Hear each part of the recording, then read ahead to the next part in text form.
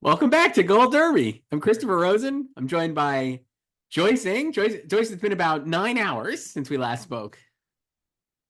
I'm still on a high from the hacks one. I don't know about you. I didn't get to bed till after 3 a.m.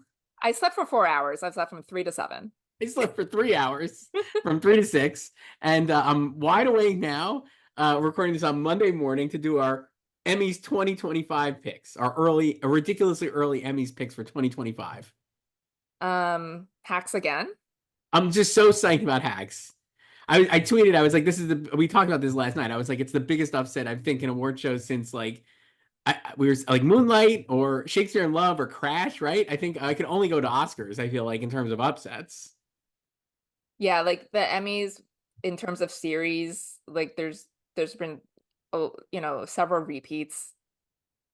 And you can see, I think it's the combination of the fact that I love that we're still just rehashing this, but the fact that it was so unexpected because it just seemed like like the bear had everything in its favor, and it was like it could still handle the backlash about it not being a comedy, you know? And it turns out it couldn't. My good friend Katie Rich tweeted at me and was like, Parasite is the most shocking one. And we talked about this last night. It wasn't a shock. But even if No. you were like surprised by Parasite's win, the difference is watching the show that Oscars, Parasite won everything, right? It won director, it won international feature, it won screenwriting. And so it was like, it just felt like obviously it was going to win. Like there was no doubt by the time you got to the end of that I Oscar mean, especially ceremony. by the time Bong Joon-ho won. Right. By the time you got to the end of the Oscar ceremony, it was like, holy shit, Parasite really did win. And then it won. And Hacks, like we talked about, there was no signs at all that it was actually going to win comedy series, especially after Hannah Einbinder lost. It won the two awards we expected it to win, and most probably people, if they were having it win anything, expected it to win. The Bear dominated everywhere, won its most awards ever, and then lost. It's just so it was a complete shock. It it set a new record for most wins for a comedy in 1 year without winning comedy series. It still surprised me. I'm almost at the point again on 3 hours sleep, so keep that in mind. But I was like, man, I'm surprised people aren't like starting a conspiracy that Catherine O'Hara just read the wrong thing. Mm, I think it's well, like you could also see like the real envelope behind her when she's doing the I bit know. anyway. But I think everyone is thrilled by this, Yes. so like that's the thing. And it's like no one hates the bear. People just hate the fact that it's competing in comedy. That's all. Like everyone acknowledges that it's a good show. Yes. It's just the fact that I mean I sent you who was it on Friday? Oh, Bill Prady. Like he tweeting the same thing because he was like quoting someone's predictions, predicting the bear to win comedy series, and he's like, I like the bear is one of the greatest shows I've ever seen, but it's not a comedy. I rewatched I know you did too. I rewatched the Hacks win, and it's I just rewatched it like 17 times this morning. fantastic moment. Everyone is just shocked. No one even knows how to react. The speeches are great. I thought their speeches were so good. Lucia getting like immediate digs in on the bear, just like negging the bear Simply without having to say comedy. it. So good. But we talked about like how that was such a they straddled that line so perfectly when they were campaigning, like just talking up comedy and like the virtues of comedy and supporting comedy in general and how much they love comedy I, without dragging the bear I, like a lot of other people publicly do. yes, they handled it incredibly well. Let other people do it for you. I interviewed Paul Downs and Jen Statsky. I didn't get to interview Lucia Aniello because she was on our director's panel choice, which I didn't do. But I got Jen and Paul, and they both were very diplomatic and saying that they're a comedy and how hard comedy is, and some shows are not as interested in comedy as Hacks is. And like and they did a bit when they won writing too, like Clever, so that's how you clever, know they're comedy writers. just the best. Yeah. Uh, so yeah, so we'll talk about more about this probably, but we're doing our early Emmy picks, Joyce. So I went in on Hacks or before this, so now I'm like really in on Hacks. Uh, so we did this. we're doing for acting, we did the same numbers we had this year, right? Yeah. And then with like a flex spot for especially for like comedy, like supporting Yes. and drama supporting.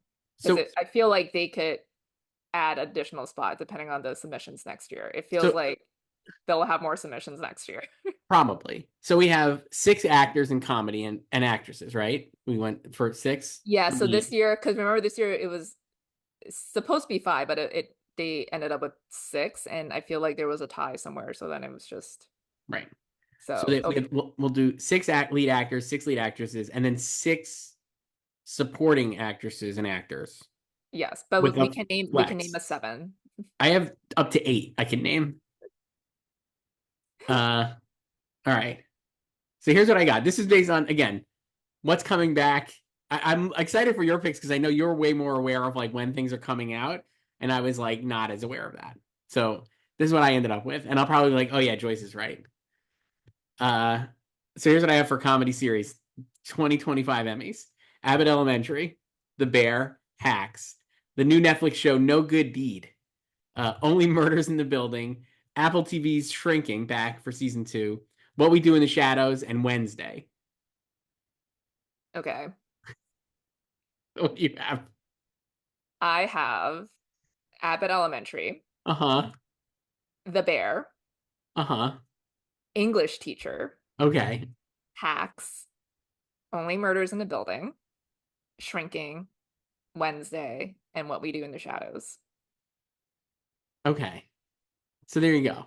That's good. So we only differed on one. Yes.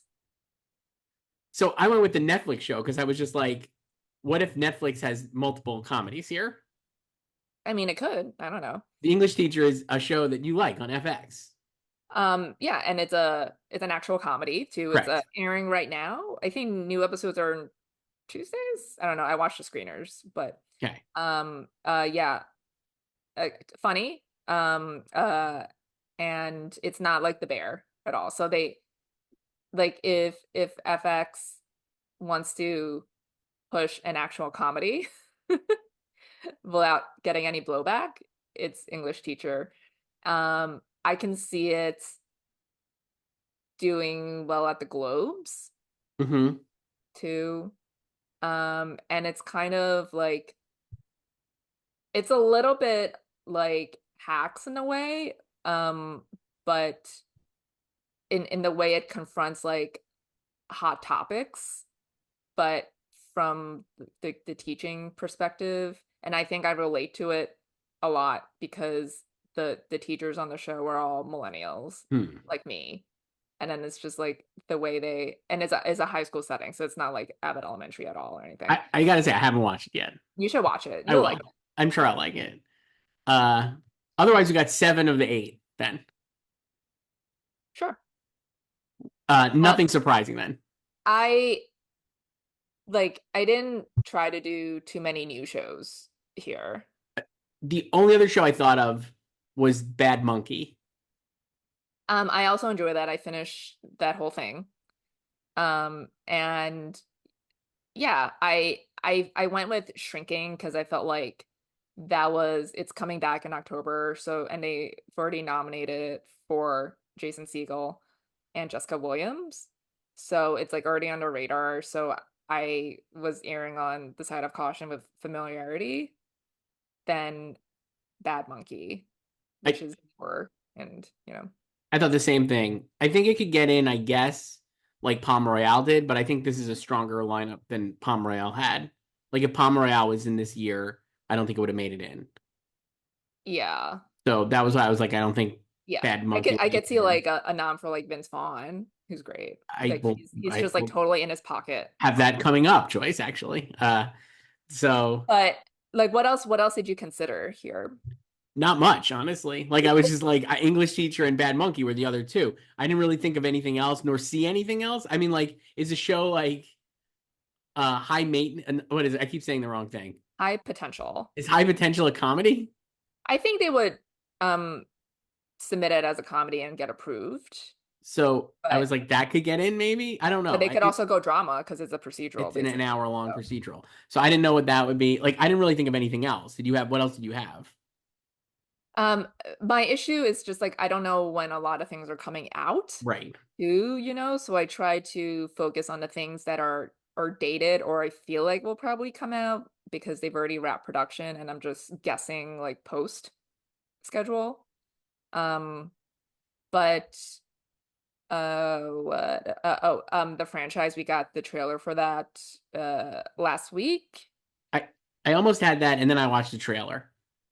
Like trailers are not necessarily indicative of quality because No. they're cut certain ways. Uh but I wonder if like that whole premise of like behind the scenes of a superhero film um might be too similar to the studio from Apple, which is like behind the scenes of a movie studio. Hmm. I don't know when that's coming out either, but or even if they're like done filming. That's with Catherine O'Hara and Seth Rogen. Yes, I'm more excited for the studio. No disrespect Me, to me the too. franchise. Yeah. So I thought about those, but I didn't put them in. There's the Four Seasons on Netflix. I don't know when that's coming out either, or like it will be done in time. Would that be a limited series or a comedy series? Did they say? I don't know. Like, yeah, there's so many of these shows where it's just like a new series, It could and be like you, either. you just don't know, and it's like they're trying to wait to see if it's successful too.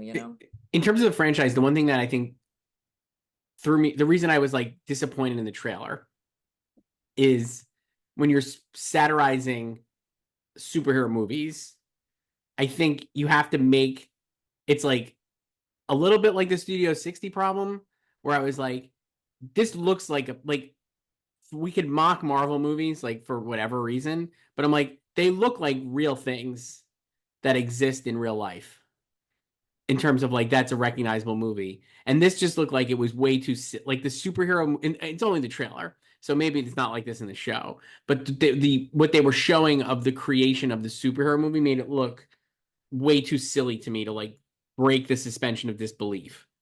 Where I was like, I don't like, you know what I mean? Like Veep is obviously the comp point for this show because like it's Armando Iannucci, right? And Sam Mendes did this. So it's like going to be like you're expecting like a sharp satire of Hollywood in the vein of Veep, but for Hollywood maybe. So that should be like an Emmy bait. But Veep looked like, or at least what we imagine politics to be, it was like realistic. And this, I didn't just get the sense from the trailer that the superhero movie itself was realistic to what superhero movies are like. That could be my problem by looking at the trailer too carefully. Well, I mean, they're also just two different shows because like you're not actually creating any fiction on a political satire. It's just you're Right. just watching people, like you're not making a movie. Right. So, but I think it's hard when it's so difficult when you're satirizing shows and movies like that, and to like poke fun at it in a way where you still get like the jabs across. Um, like I think The Boys did a good job of that with like all the like their fake movie and everything. Was it last season or 2 seasons ago now? Like I Yeah. don't know. But The yeah, trailer I don't know. for the franchise reminded me of The Bubble, which is not what you want, I would say. Uh, so there we go. So comedy actor Joyce. Again, this one we have six, right? Yes. So here's what I got: Ted Danson for A Man Inside on Netflix, Steve Martin for Only Murders, Ray Romano for my new favorite show, No Good Deed, Martin Short for Only Murders, Jeremy Allen White for The Bear, and Vince Vaughn for Bad Monkey. Remember when everyone was predicting Ray Romano for that formerly known as HBO Max Don't Tell Gene Smart show? What was it was like Love Hmm. some like what was it called? I'm gonna Google this now. It was with Kristen Milioti. Yeah, I know what you're talking about. What was it called? Oh my gosh. Oh, Made for Love. Made for Love with franchise star Billy Magnuson as well. Yes, yes, yeah. Um, yeah. Okay. Anyway. Okay, so I have Brian Jordan Alvarez for English teacher, Matt Berry for What We Do in the Shadows, Steve Martin, Martin Short, Jason Segel for Shrinking, and Jeremy for The Bear. So not bad. We differ on 3 then, right? Is that right? I'm just all in on English teacher. It's You're gonna all in fall. on English teacher. Jason Segel as a return nominee, and Jeremy Allen White as obviously reigning champ. I went different. So I wanted Vince Vaughn in, so I just kept him in. I was like, I think people really love him in this role. It feels like he could get in just by that. Same with Ted Danson, where I was like, former Emmy winner, obviously beloved actor. I thought about him too, but I'm also just like, I don't know when that is gonna come I'm out. assuming soon, right? They released, I think, photos from it. Yeah, but you know, So I was like, I feel like that's a gimme like Maya Rudolph and Lute style nomination for Ted Danson. And Ray Romano just as a lark. I almost went to Jason, but I actually switched him out for Ray Romano. I considered doing Vince instead of Jason. I don't know why, maybe just because Apple. But I kept Matt Berry.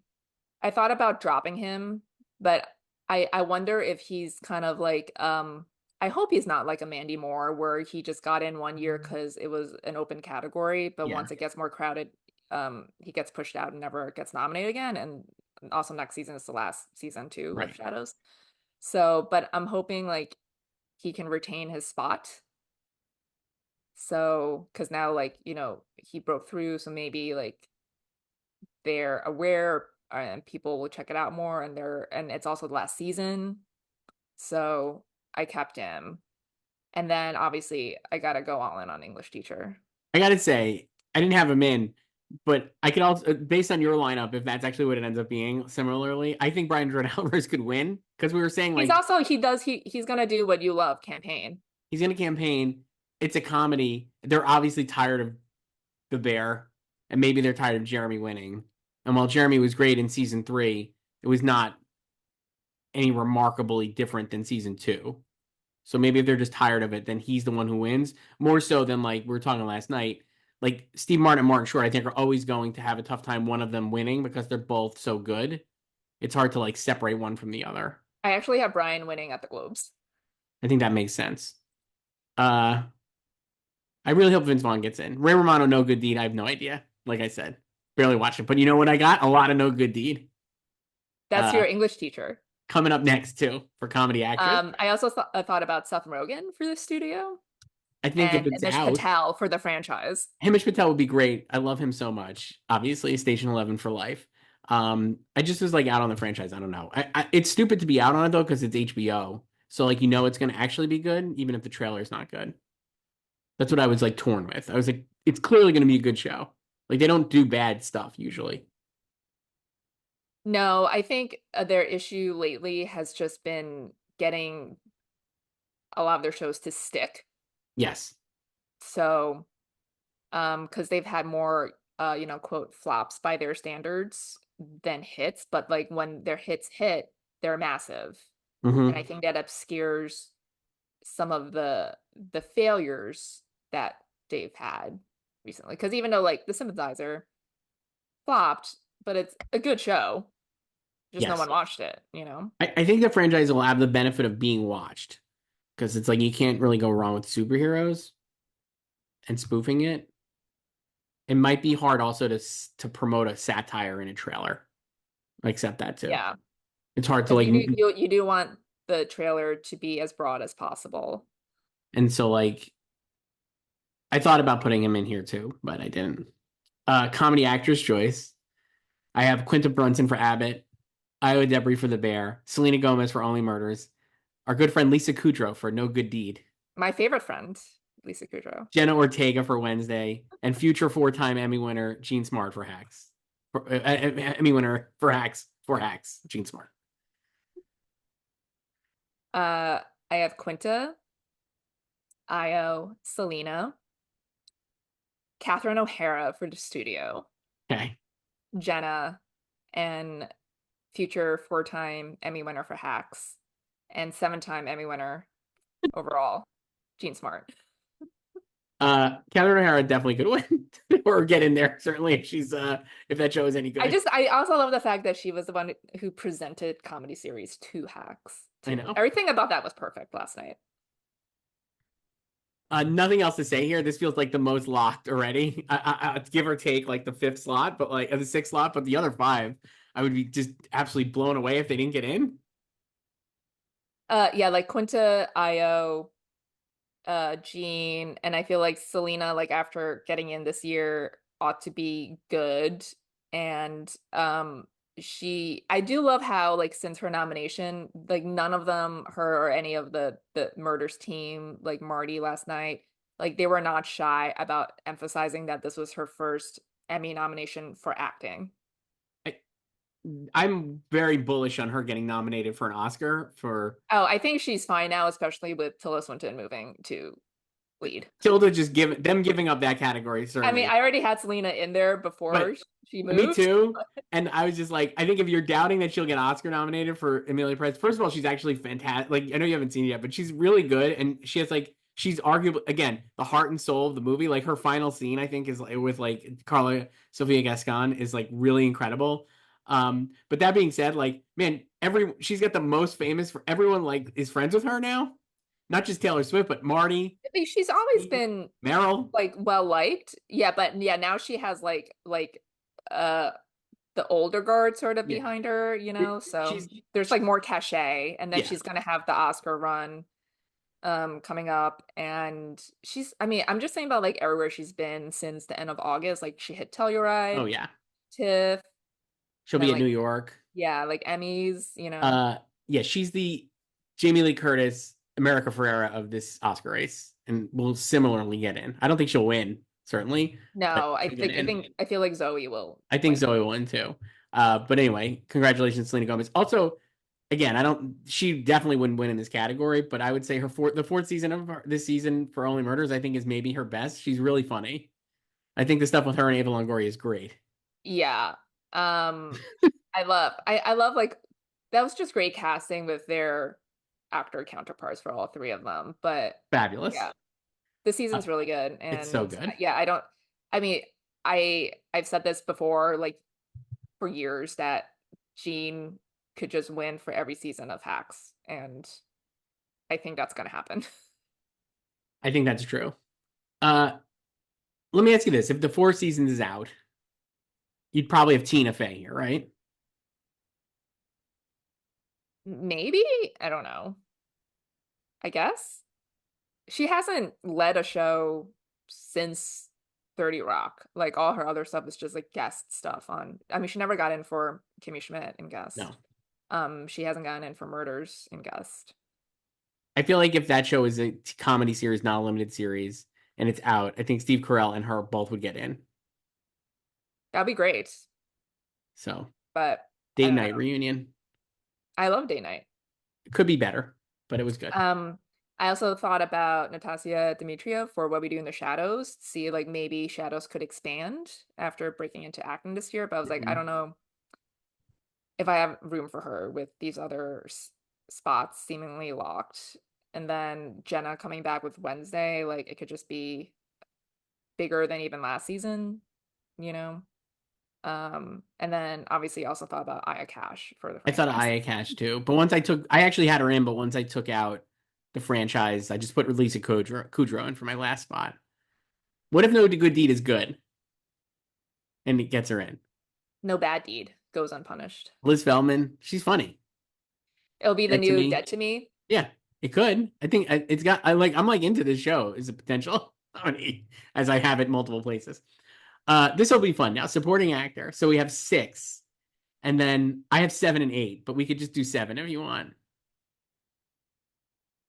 But here are the six I have. 7. Yeah. Okay, here's the six I have. Lionel Boyce for The Bear, Paul W. Downs for Hacks, Harrison Ford for Shrinking, Zach Galifianakis for Only Murders, Evan Moss Backrack for The Bear, and Tyler James Williams for Abbott. And then, do you want my seventh now? Sure.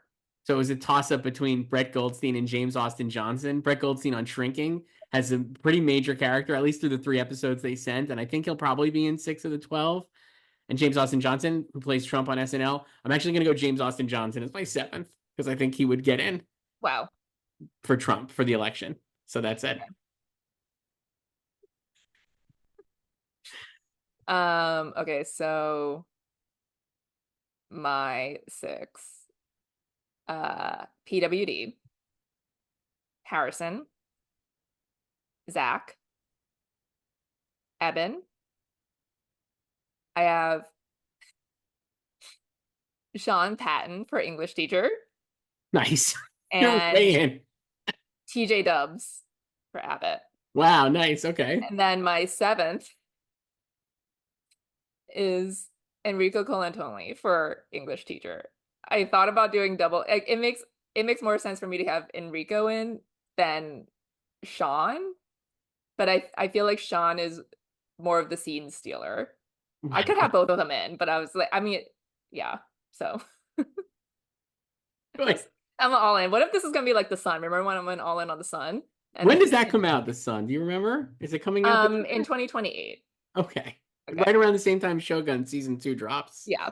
Uh Incredible love for the English teacher, Joyce. I respect the game so much. And they're just not gonna touch it. Just watch them. They're not gonna touch it. I mean, I like the thinking, like obviously FX, comedy, breakout show. Why not?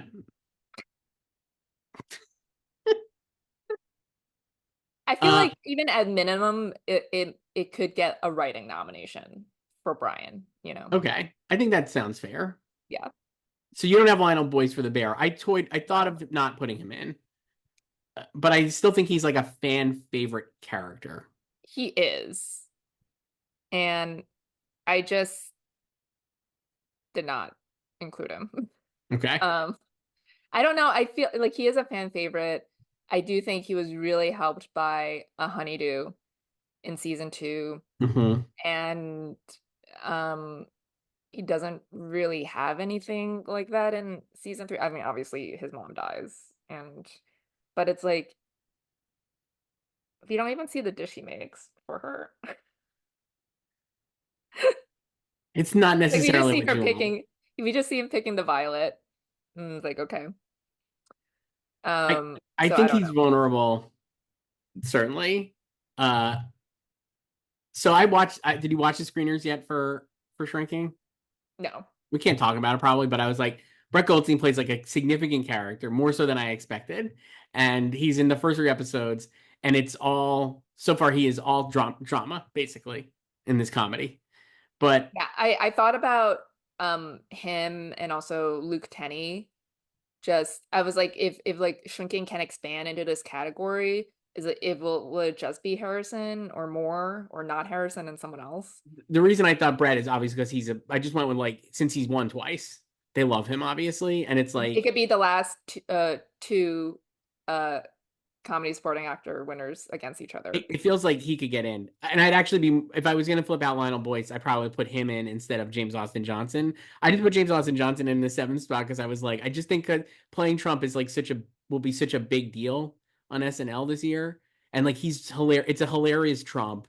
And like, he's really quite good on the show. So I was like, what if he's the SNL guy instead of Bowen Yang? Mm. I'm so glad we both have Zach Galifianakis, who fucking owns the season of Only Murders. And even in the last, I know you haven't watched it yet, but they sent the 8 and 9, and he has a couple of lines that I was howling laughing at. He is so funny. It's just like I love his disdain for Oliver. It's so fantastic. He's so good. And no disrespect to like Ava Longoria and Eugene Levy, both of whom I think are really funny. No one understood the assignment more than Zach Galifianakis. He is absolutely just locked in. It's so Um, good. and then because this week is the fourth episode, right? Yes. Oh, I think I remember what this one is. Okay. So then, yeah, he has more in six. He has more stuff, right? It's six. I don't. Oh my God. But yeah, I thought about also putting Eugene in two, but I was like, I don't know if I have room for two only murders.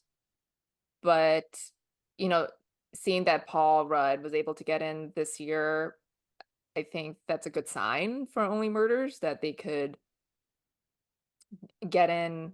I'm not counting Meryl because she's Meryl, but like they could get in a recurring guest star who will seemingly just be in one season of the show, you know? I'm switching. I'm dropping Lionel Boyce and putting Brett Goldstein in. I'm just gonna go for it. I don't even know if he'll make it, but I just want to have it in there because I feel like he's such an easy one to imagine getting nominated. I think it's a 12 episode season this year for season 2. Is that right? They're pulling a Ted. They're just expanding. I think they are. Let me How look. long are the episodes? They're not long. I actually like the show quite a lot. So I enjoyed uh the first three episodes that they sent. I thought it was quite good. Um I can't find out how many episodes there are, but Brett is in 3 of them so far. So I feel like he could probably get in for this one, assuming he'll be eligible. Uh for supporting actress then. Hmm. I'm just tweaking mine.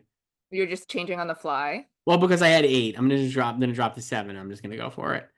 Okay. So here's what I have. Liza Colon-Zayas for the Bear, Hannah Einbinder for Hacks, Abby Elliott for the Bear, Meg Stalter for Hacks, Cheryl Lee Ralph for Abbott, and Maya Rudolph for SNL. And my 7th is Jessica Williams for Shrinking. I think this is where Janelle James drops. Um, okay. So I have What English teacher star, Joyce? I have Liza, Okay. reigning champ, Uh-huh. Hannah for Hacks, Stephanie Koenig for English teacher, Cheryl, Maya, and Meg. Nice. So I Okay, also good. dropped Janelle. It just feels like this is the year that she would drop, right? I don't know. Maybe she stays. I don't know. But I'm just gonna do it. No shade to her because she's great, and I do wish she already has an Emmy for the show. So who's your 7th then in this world? I was toying between her and Abby. Okay. I feel like I would lean Abby. Yes. I think you So yeah, so Abby would be my 7th. okay. So we again very similar It's picks me as it and turned English out. teacher all in. You're all in on the English teacher. Stephanie is so funny, and then I love her look in the show too because she's she's basically doing like Tina Fey and Mean Girls cosplay, like her whole style on the show. Okay. I gotta watch this show. You got to watch it. Um would not surprise me if she gets in, certainly, based on this. Um I think Abby will get in. I was pretty confident because I think she has the episode. And they like She does. we saw last night the actors don't dislike they're still in on the bear. They're in on the acting style. You know what I woke up this morning thinking about? How last year Liza was not submitted. Remember? Hmm. And now I'm wondering, what if she had been submitted and gotten in? Like, would she be an IO? No, I don't think so. I don't I think mean, she would. like, we don't know, but We both have Meg Stalter. I feel like Meg Stalter was really close based on how it turned out. And we don't know, but I feel like she was really close to getting in this year. I feel like we predict her. I mean, actually, I didn't predict her this I year. predicted it I this predicted year. her last year. I Um, predicted it this year. but I feel like we talk about her every year, and every year she has not gotten in yet. But I don't know. Now I'm more hopeful because Hacks won series. Same. And I think if you're watching the show, I mean, like, if it won because it's the comedy, she's the funny. I think she's like literally her. She's maybe the funniest person on the entire show. Like everything she does, I I don't think think is she really was funny. there last night. I didn't see her. Did you? No, um, I also enjoyed when they were on stage, Catherine O'Hara handing the envelope to Guy Branum, who was really in good, sports. Just really perfect. good. Yeah. Um, I have Jessica as my alternate, Jessica Williams. You don't have her at all. I only had her as my alternate because she got in last time. I do have her here like listed as like alternates. Okay. But yeah, I don't know. I didn't have room. And then does Maya win or does Liza Colon-Zayas win again? I think Maya it's because like she's Maya, and I don't know. It just reminds me so much of when Alec Baldwin won for Trump. in 2017. Yes. And we already know that they are obsessed with Maya. So I don't know. I mean, we talked about this last night if Hannah could ever win. Not sure she will. She's gonna be the Anna Klumsky to Jean's JLD. I saw somebody say that in the comments, I think on the live show last night. They were comparing her to Anna Chomsky. I dare I say she's funnier than Anna Chomsky was, though. I mean, I enjoy both of them, They're very but good. it, yeah, it sucks Or I that guess to me, number one. like, is this wrong to say? Like, the success of Hacks is has a lot more to do with Hannah than the Well, success yeah, of because Veep like it's has to do they're with Anna. co-leads, and Yes. Anna was an actual supporting character. Like Veep was all JLD, and everyone was just supporting around her. Correct. And there's so many supporting characters in Veep that are hilarious and amazing. Yes, So we've talked she's Kimchi one of said, many. yeah, Whereas Hacks, it's like literally Hannah is if Hannah's not good, I don't think the show is good. it's a two-hander. It really doesn't work if Hannah's not good. The only disappointing thing I thought was and Jean could do whatever she wants and she's like a god. But I was like, I wish she would have just like made a point because she was so great at being salty about HBO and Max and like everything. I just wish she made a point to like call out Hannah there. I know she loves Hannah. Like she's demonstrably shown that even at like her Hollywood Walk of Fame thing. She had her talk. Like she's like big Hannah Einbinder fan. I just wish she would have like needled the fact that she did not win and like pointed out how stupid it is that she didn't win. Yeah, but I don't think she was thinking about that. And then she I was don't think just so. like, I mean, she didn't even thank her kids No, on I don't. stage. I'm not like. It's not a negative on Gene. I don't want to like make it clear, but I was just like, oh man, I wish she would have said something as sharp witted as she did about HBO and Max. That was great because like that was also obviously a flub, like a real flub, but it was like she's so sharp. Just like She's very sharp. yeah. Drama series choice. Your English teacher is my industry, which I think is the absolute the best show on TV. I fucking love it so much. The episode that aired last night is out of bounds good. So here's what I have for drama series. So we didn't do 6 actors and actresses, and then 7 supporting here, Yes. plus an So eighth. we can name an eighth. Yes. Okay. So for drama series, I have Industry, The Handmaid's Tale, Presumed Innocent, Severance, Slow Horses, Squid Game, The Last of Us, and The White Lotus. Wow. I have Alien Earth, Bad Sisters, Oh my god, this is Diplomat, already good. The Last of Us, Uh-huh. Severance, Slow Horses, Squid Game, and The White Lotus.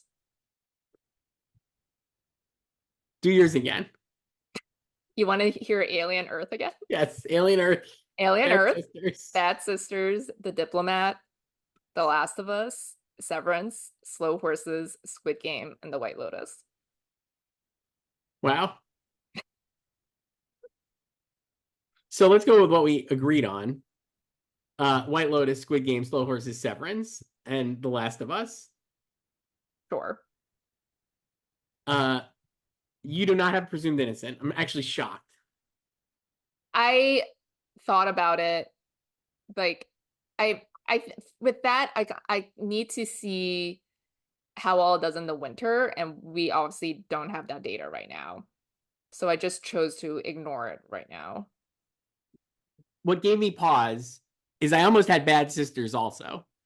But then I would have had 4 Apple TV Plus shows for a channel that no one watches. No disrespect to our great friends at Apple, but like, is it really going to get half the nominees or even 3 of the nominees that I Is it have? gonna pull in HBO with 4?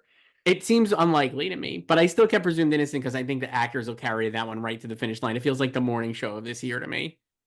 I did Bad Sisters because it was probably ninth last year. I agree with that too. So So Handmaid's Tale I have because it's the final season. I'm not convinced that we get in.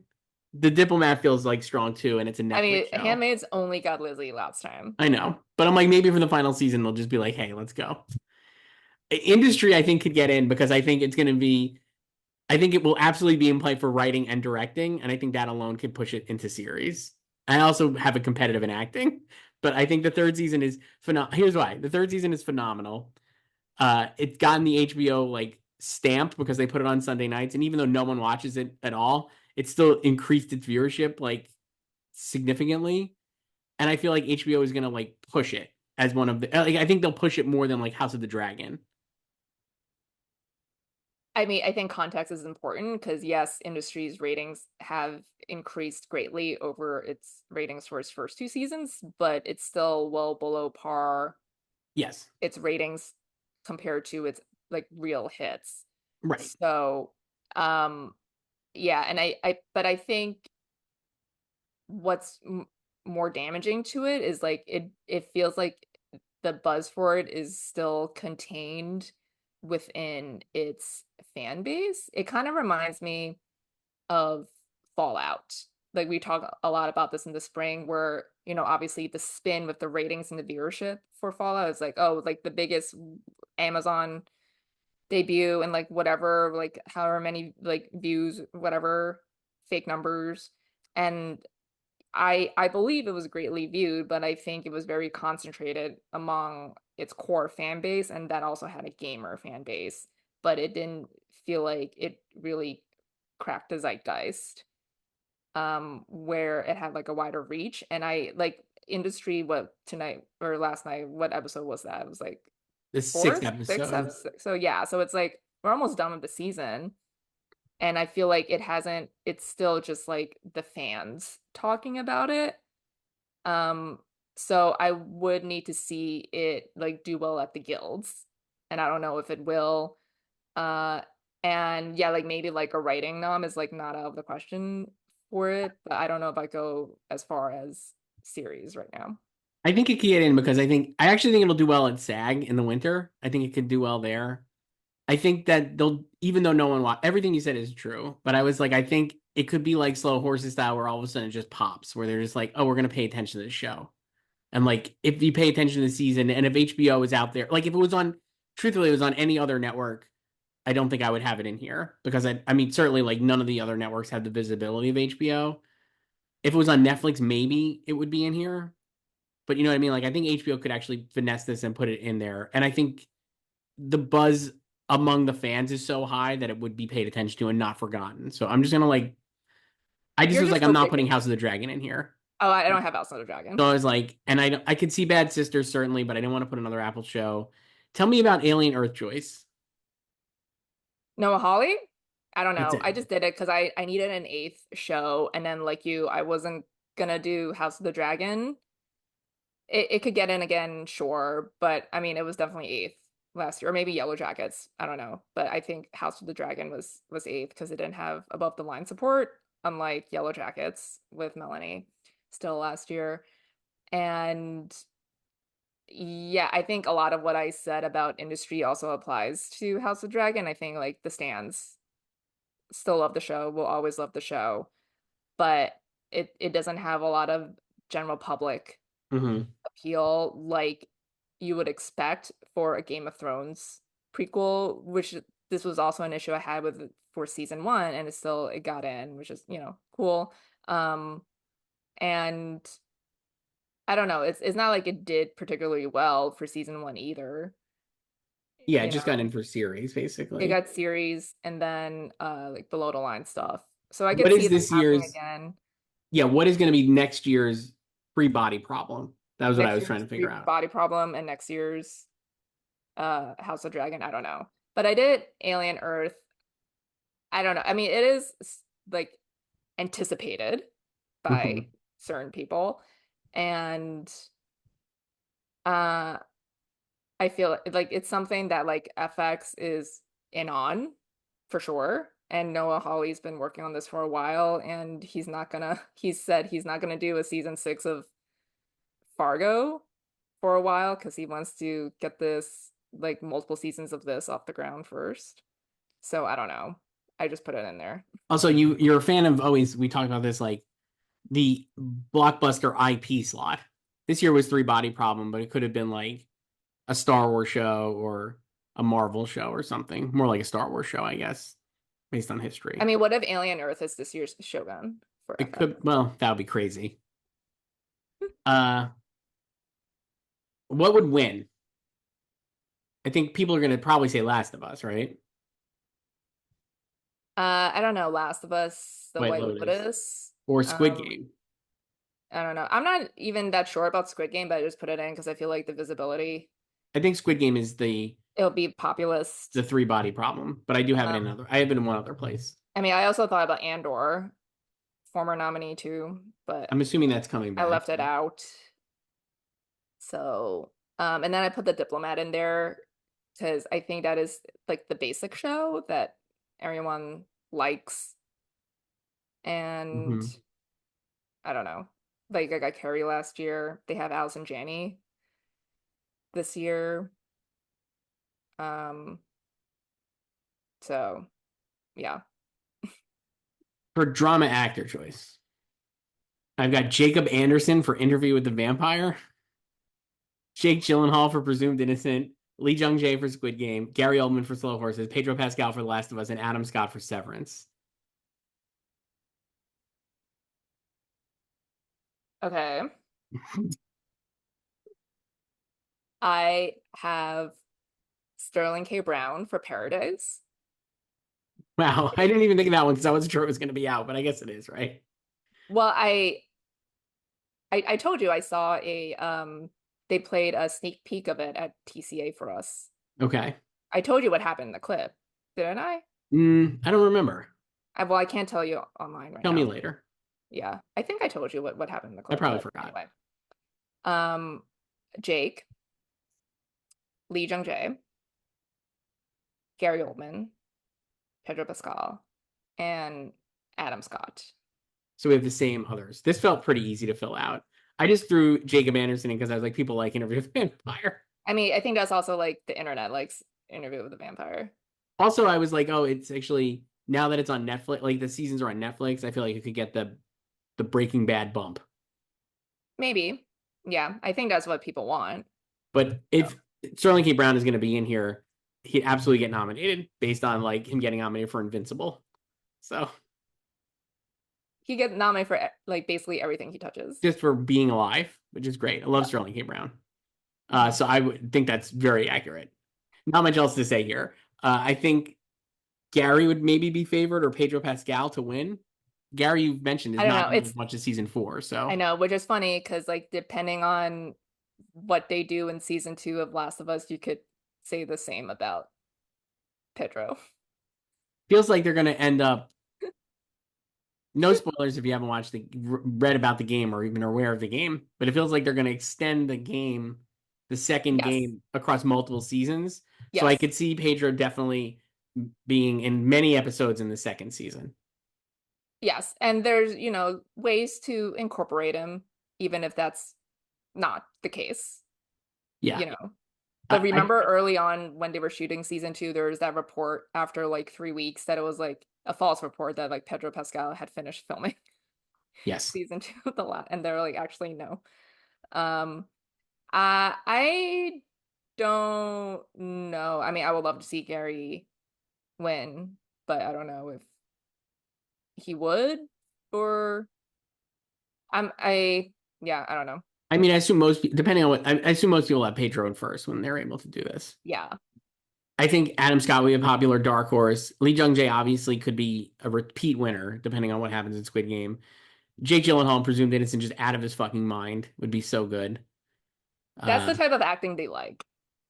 I think he could win, frankly, also, but we'll see. Drama actress choice. Flying My Industry Stand Flag. Marissa Abella for Industry. Sharon Horgan for Bad Sisters.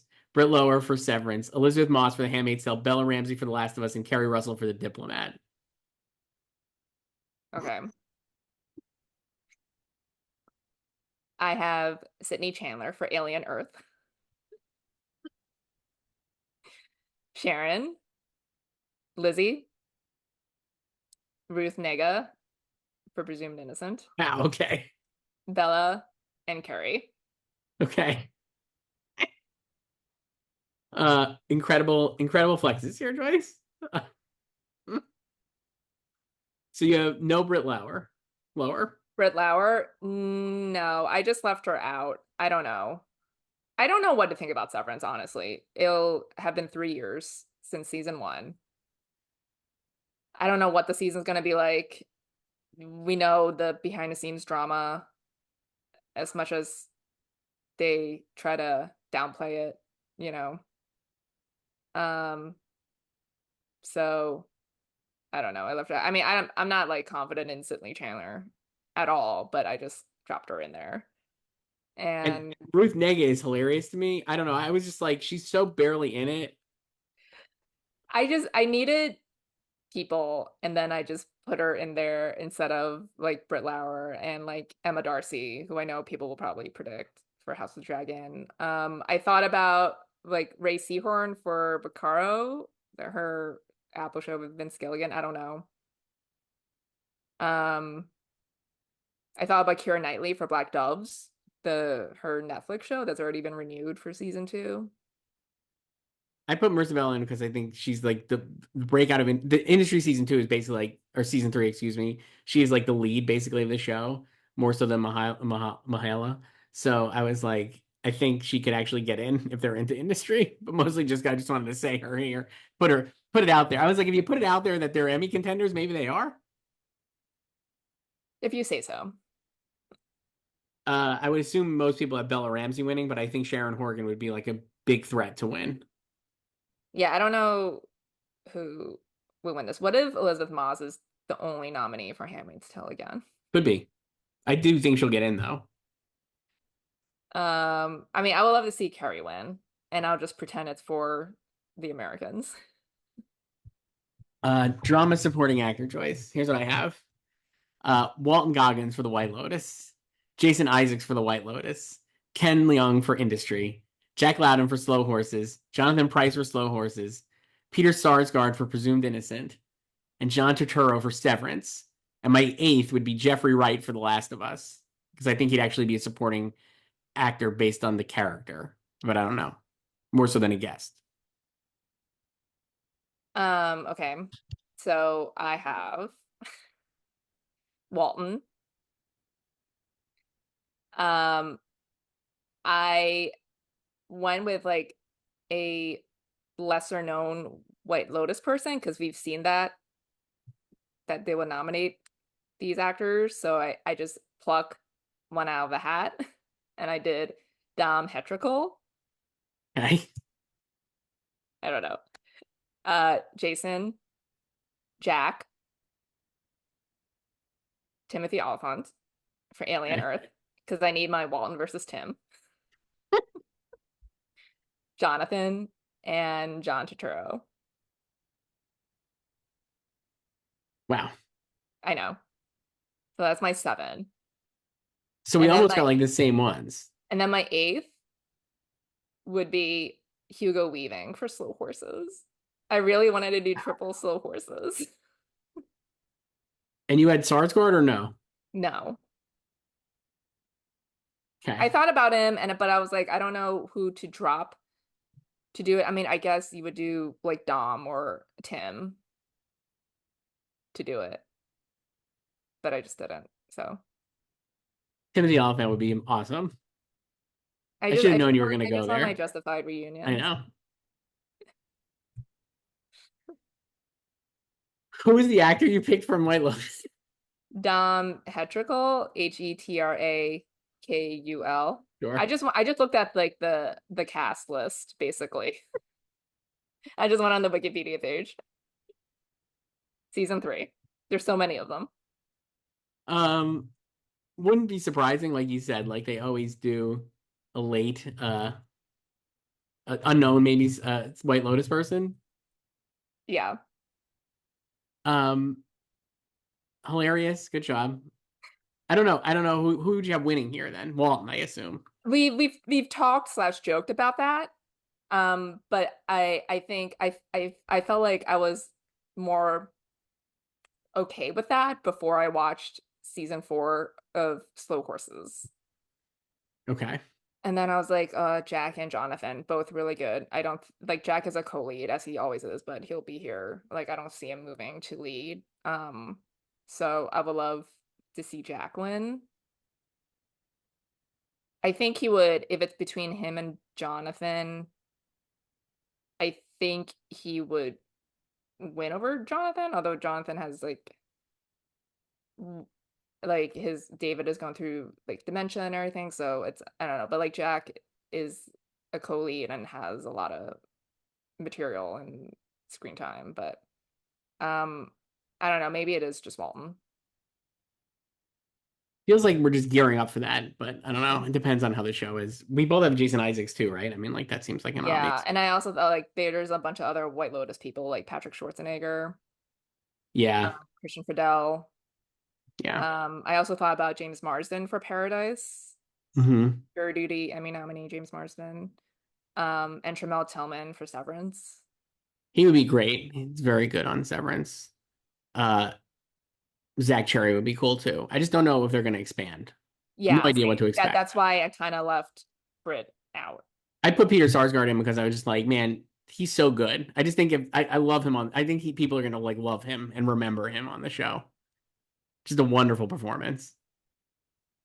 Yeah, I And I have don't. Ken Leung for industry, who I think you could argue is lead, but I'm sure they'll like fraud him in supporting. And man, he's so good. And it feels like if he does get nominated, he would be like the Liza, like we've talked about, like we were talking about yesterday, like all these veterans, like he's a veteran who has worked with everybody. I think if industry is going to break through in acting, even though I have it elsewhere, I think this is like the one spot where it actually could happen. He feels like because he could get in. I feel like he can get in at SAG, frankly. Like that guy's worked with everybody. But they only have the one category. Like that will be hard for him to get in I still at think he could SAG. do it. I really do. I think they could get him in. I don't. Uh, I mean, like seeing that Succession had so much trouble even winning individual trophies for its cast, and they didn't even touch it until season 3, and it's kind of in that vein industry. I don't know if it'll break through like that. So, like Succession had a bigger breakthrough than industry did for season 2, and it still had to wait another year before it got SAG nominations. fair. Supporting actress choice, or as I like to call it, the White Lotus. Here's what I have: Leslie Bibb for the White Lotus, Carrie Coon for the White Lotus, Caitlin Deaver for The Last of Us, Sarah Goldberg for Industry, Michelle Monaghan for the White Lotus, Parker Posey for the White Lotus, and Natasha Rothwell for the White Lotus. So I have one, two, three, four, five White Lotus and a Last of Us in industry. And my eighth would be Anne Marie Duff for Bad Sisters. Okay. I have Leslie, Carrie, Caitlin, Parker, Natasha, Kristen Scott Thomas for Slow Horses, Okay. and Amy Lou Wood for The White Lotus. So I had Amy Lewis too, and I dropped her off for Anne Marie Duff because I was like, well, what if she gets in? And then my eighth, I have Patty Arquette for Severance. Amazing. That's really good. But I was like, I don't know, because I also thought about like Merritt Weaver. They added a lot of people for season 2 of Severance. Merritt Weaver, Gwendolyn Christie. I don't know. I don't know what's happening there. I also thought about Michelle too, but I just left her out. It's hard to figure out like The there's combo. so many actresses for White Lotus. Like you could like pretty much take your pick. It could also just be everyone in this category. I feel like it won't be. I feel like it would probably be like season 1 of White Lotus when it was unlimited and it was 5 White Lotus and 2 Dope Sick. I feel like it might be similar. And that the one of the Dope Sick was Caitlin Deaver. So you have Leslie, Carrie, Parker, Natasha, and Amy Lou Wood, Yes. and then Kristen Scott Thomas And Caitlin. and Caitlin Deaver.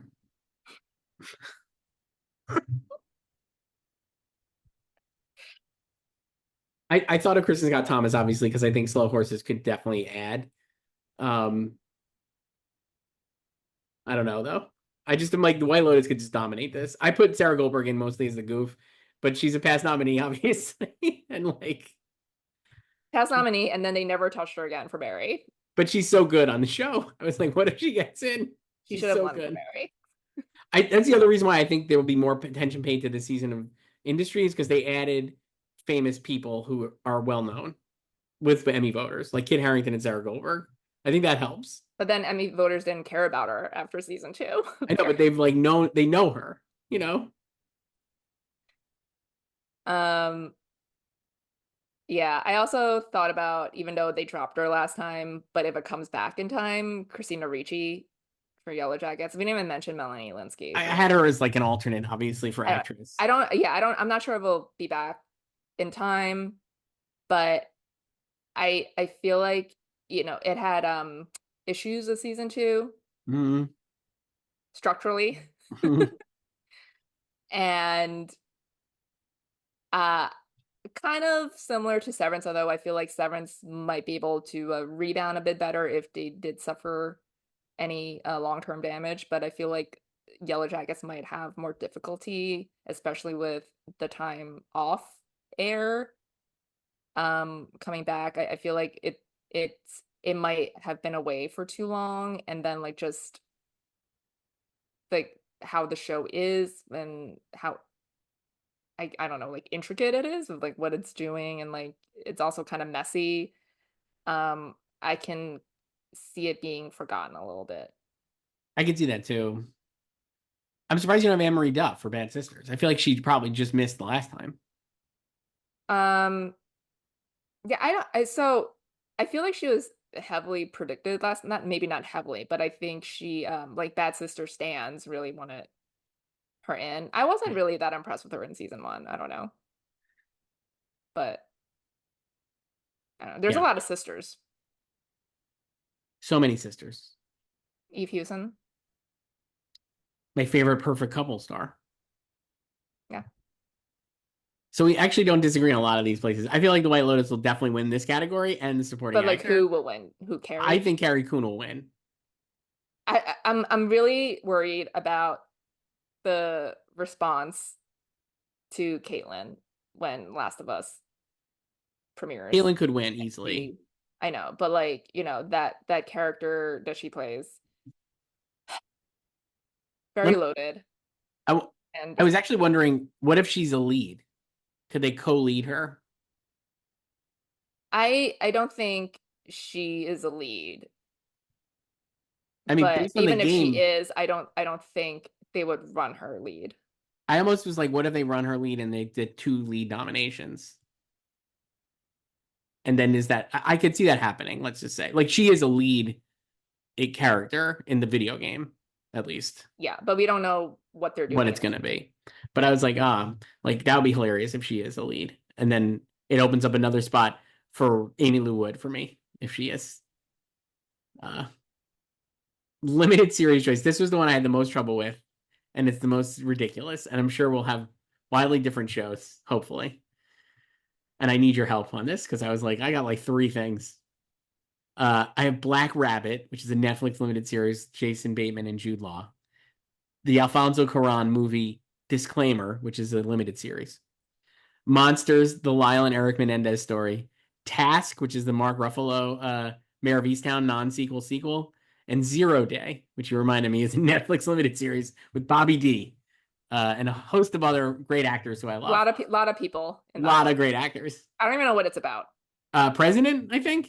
De Niro's Yeah, an ex-president coming when out of I retirement. talked to Leslie Linka Glatter last year about Love and Death, remember that? She was prepping for Zero Day, and then obviously shut down when the strike started. So, So those are my 5. um, I have Ass, Oh, nice. American Sports Story, Aaron Hernandez.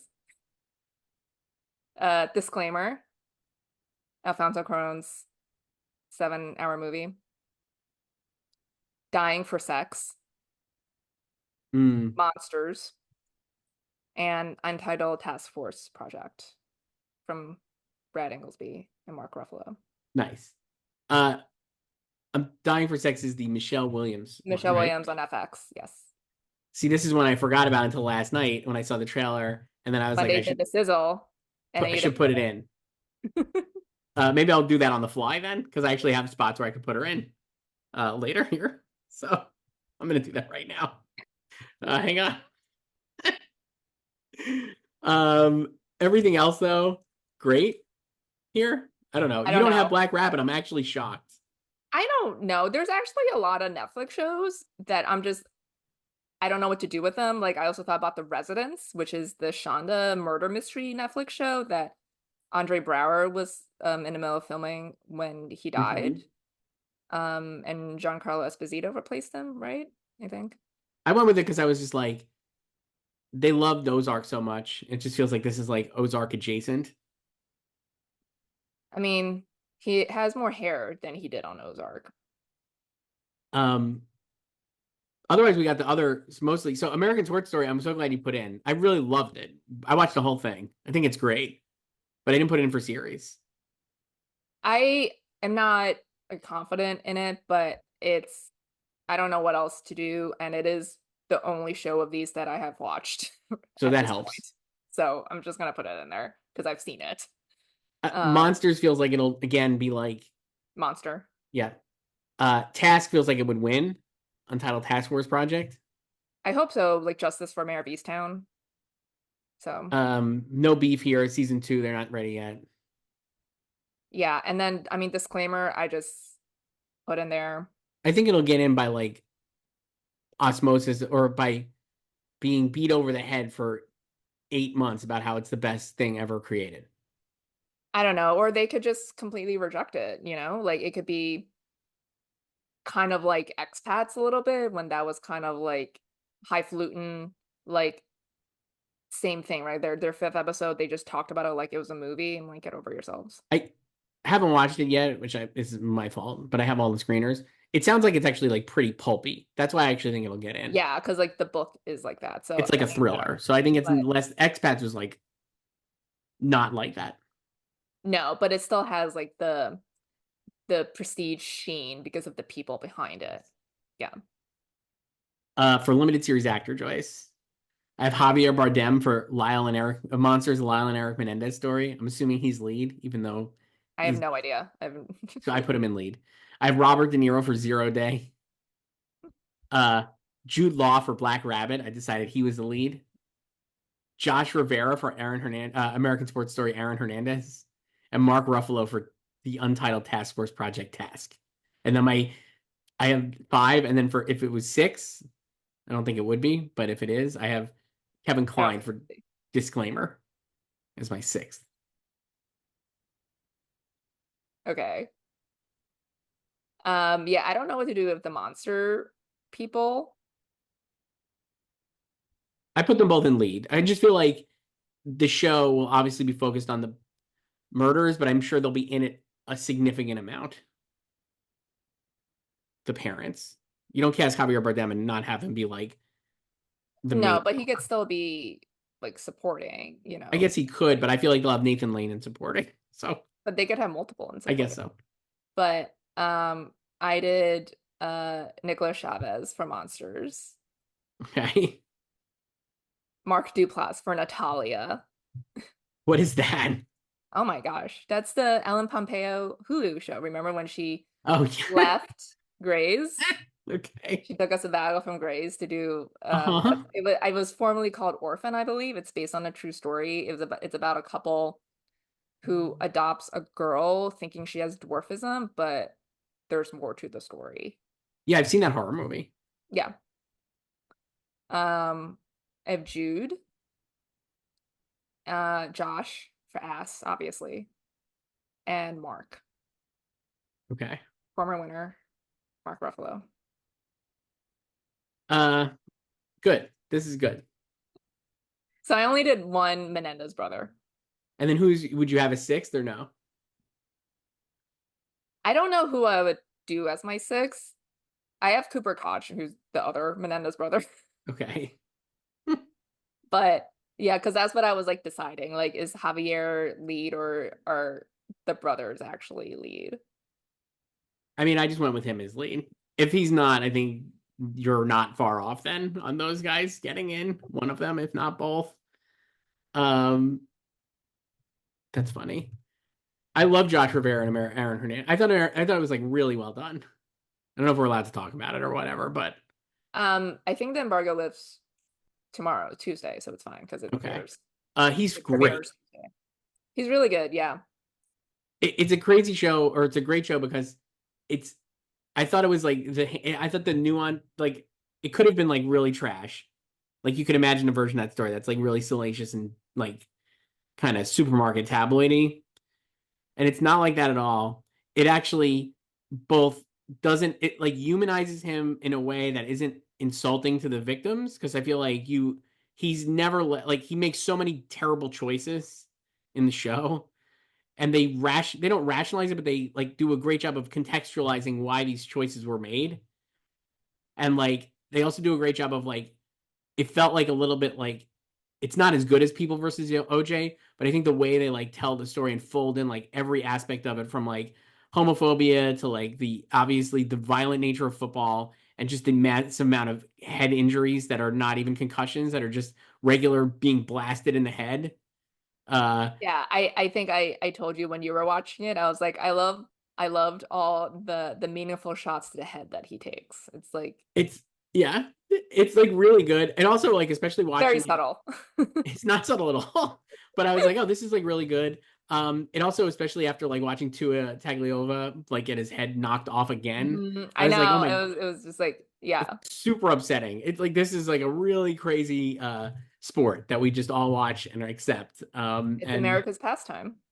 yeah, he's fantastic in the show. I thought he was like really good. I Yeah, hope and I he'll thought he did remembered. a really good job because the first episode is like mostly like his high school Yeah. years, and then he gets recruited to Florida by Urban Meyer, um, graduates early, and I think he really portrayed like the youthful Aaron Hernandez, like teen Aaron Hernandez, really well. Um, and I thought like the way they shot those the first three is like him in Florida, basically. Like the way they shot that was really well, and how like when he was in high school, he was like big man on campus, right? Like literally big. He was the star tight end. And then he was so young when he went to Florida. He was only 17. And then he was dwarfed by all these like upperclassmen. And even like Tim Tebow, Patrick Schwarzenegger, who's not even that big as they portray him in the show. But you just kind of feel like the size disparity, and I feel like that it makes everything feel more imposing and how kind of like the world and like all these forces were against him because his story is so tragic. It almost feels like he never had a shot. Yeah, it's very upsetting in the way and it's like all these little like I think another version of the show could easily like demonize the NFL completely, but it actually doesn't Yeah. do that either. It Like I doesn't do don't that think it either. does. Actually, there's like it's a bigger indictment on college football. It's a bigger indictment on college football, but I think even there, it's like you get like they rationalize or humanize Urban Meyer. Like it's like everybody is given Yeah. like even in like these small parts or like whatever. Like it would be easy again to like make Urban Meyer like a total villain, but like you understand where he's coming from, and it's all like a trickle down thing. Like this is just the way it is, and this is a Yeah, kid and who then like was they also have to make lost. their own decisions and concessions too, and you see like the struggle of like when he cuts him because like he has, I mean, this is real life. It's not a spoiler. Real life is not a spoiler. Like Aaron wanted to stay instead of going to a draft another year, but because of all their the team's like issues and run-ins with the law, like Urban was just like, I gotta cut you. I can't have you back. I need to start Right. fresh. So you just kind of think like what would have been and all that. And it's like you can't really blame anybody because like you understand their decisions and why they did what they did. And I mean, I think the show comes pretty firmly down on the fact that like CTE was a Yeah. large contributing factor into his behavior. I mean, we know that in real life. And like you really get like the sense of that in the show. And yeah, it's really tragic and like incredibly well. I thought it was like really good. I don't think it's as good as like People versus OJ, but it's like No. much better than I think I expected it to be. Yeah, and it's also I would say it's a much easier watch than impeachment. Like I literally watched all 10 episodes in one day. I didn't do that, and I never made it through impeachment, but I did Me watch the either. show in I one I have day. I still have 3 episodes of impeachment outstanding. I thought the show was really good. Also, like you were saying, it's like the first episode, I think it's like 58 minutes, but everything else is like Yeah, 40. everything else is like 42 because it airs on FX linearly. So Josh Rivera, great. I loved him in West Side Story, so I'm like glad he's paying off here. yeah, he dropped the Andres too, so Yeah. just Josh Rivera. Limited series actress Joyce. I have Kate Blanchett for Disclaimer. Lizzie Kaplan for my new favorite show, Zero Day. Judith Light for Before. Sure. Billy Crystal. Chloe Sevigny for Monsters, which I'm saying is a lead. And Michelle Williams now for Dying for Sex. Who did you drop to put in Michelle? Uzo Aduba for The Supremes All You Can Eat. And then my sixth, just because, is Nicole Kidman for The Perfect Couple. I don't think she would make it in at all, but I just want to get her out there. She couldn't even get in for The Undoing. That's why she's not listed. She's a highlight, not listed. I have Kate. Lizzie from Your Fave. Yes. Zero Day. Ellen Pompeo for Natalia. Of course. Who else? Michelle. And then I just threw in Ruth Wilson for a very royal scandal because I needed a body. Amazing. I didn't even put in Michael Sheen for that. And who would be your sixth? Nobody. I didn't write down a six. Okay, I don't know. that's Like fine. who should I have as my six? I don't know. Judith Light, Emmy winner. I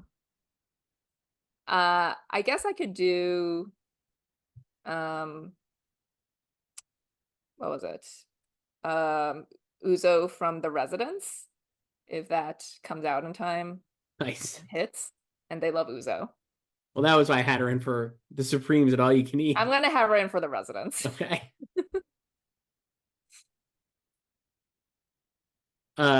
Congratulations, Michelle Williams, on your Emmy, I guess. Again, Feels like that. So I'm sure Kate Blanchett would have a large contingent of support. Yeah, but I don't know if I could see this kind of being like Mrs. America, where people thought she would win for that because she's Kate Blanchett, and then it was just Watchmen and Regina King. So. For supporting actor, this I had fun with. I've got Bill Camp for Zero Day, my new favorite show. Jason Bateman for Black Rabbit. Oscar winner Troy Kotzer for Black Rabbit. Nathan Lane for Monsters, the Lyle and Eric Menendez story. Your best friend Tom Pelfrey for the Task Force drama Task. Jesse Plemons for Zero Day. And continuing his just amazing 2024 into 2025, Dan Stevens for Zero Day. So much Zero Day. I went all in on Zero Day. I have 3 nominations. And then my extra spot, if there is one, would be Norbert Leo Butz as Bill Belichick on American Sports Story, Aaron Hernandez. So I have Javier here. Okay.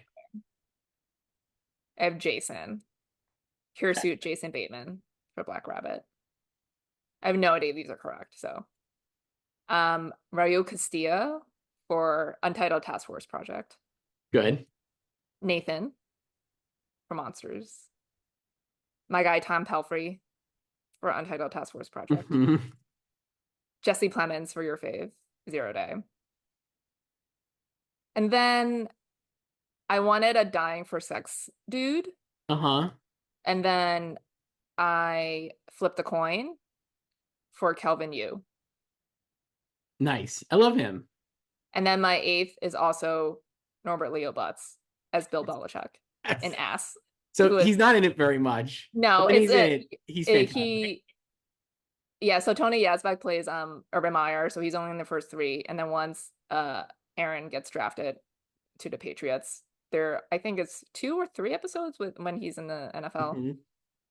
Mm-hmm. But one of the first times, it's not the first, but maybe it's like the second or third time you see Bill Belichick. Iconic moment. I watched it like 22 times. It's the second time because the first time they're in the draft room and he's just they're deciding to draft him. They decided to draft him and they're like, we already took Gronk. And he's like, fuck it, I'll do both. And he's such a cocky asshole. He's so good. But he then looks the like second Bill time, Belichick. He Yeah. has him down. I think it's a great performance. Yeah. The second time it's a completely wordless scene, but it's perfect. The second time is a wordless scene that I think if you're thinking the show is going to be like a cheesy, unserious thing, that is like the most cheesy, unserious part. It's like hilarious. It's so good. I can't get enough of it. But yeah, it's a great Bill Belichick. He's so good. I also thought Tony Asbeck was great as He was Urban yeah. Meyer. All the everyone, all the supporting players are good, but I felt like they're just, especially the men, they're not really in it, and some of the women too. Like Patrick Schwarzenegger is not really in a lot as Tim Tebow either. No, if I was ranking them, I would actually say Norwood Leo Butts. I love Thomas Sadowski as the agent, Brian Yeah, Murphy, I think he Brian. plays. Yeah. He's so good. I just love him in general. I think he's such a good actor. And so he's great on it. And then I would say like, yeah, Tony Asbeck is really good. Um, I thought the guy playing Aaron Hernandez's brother is great, DJ. I don't know who that actor Oh is. yeah, yeah. He's good. And I really liked to the whoever played his father. I don't know who that actor Oh was. yeah, but yeah, He's not in it a lot. he's mostly in the premiere. Yeah. Yeah. And some flashbacks or like Yeah. whatever. Um, Kelvin Yu would be great. I loved him on. Wasn't he in our favorite, The After Party, or am I thinking of somebody else? Um, the after party Yeah, in oh yeah, yeah. he's Because I good. was like thinking of like season two, and I was like, No, he's in season one, I no, think. Yeah. because I did not enjoy season two. When does season two come out? Also in 2028. Cool. Yeah. Looking forward to that. And finally, Joyce, supporting actress in a limited series. I've got Joan Allen for my favorite show, Zero Day. Angela Bassett, Emmy winner for Zero Day. Dagmara Domacek for Black Rabbit. I put Dakota Fanning in for The Perfect Couple because she absolutely fucking rules. And she's going to pay off that Emmy nomination that she got this year with another one. Ari Grainer for Monsters, Lila and Eric Menendez story. Amelia Jones for Task, the Task Force Project. And Thuso Mbedu for Task as well. And then my last option would be Layla George in Disclaimer. She plays the young Kate Blanchett. Wow. I have Jalen Barron for Ass, Okay. Angela for your fave, Zero Day, Thuso Mbedu for Untitled Task Force Project, Jenny Slate for Dying for Sex, Nice. um, Chloe, I put her here Okay. for Monsters, and Sissy Spacek for Dying for Sex. And I don't know what to do about my seventh. I love all yours. I think you're right on with these Dying for Sex ones, but since I really didn't realize it existed until moments Until ago, last night, and then you didn't uh, think about I didn't think adding about it, it. but I don't know. all I these are think I'll right. do I think I'll do Ari for Monsters Okay. as my seventh. I feel like that's actually probably realistic. So, And then I'll have Amelia as my eighth, I guess. okay. I don't know. That sounds right.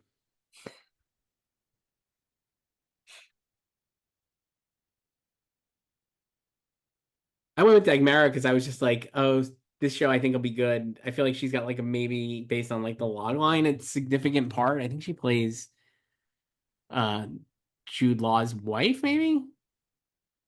I don't know. Um, so I was like, maybe that'll get her in. I don't know. How many of these are gonna flop? Well, there's not a lot of shows, so I'm done about like all three genres.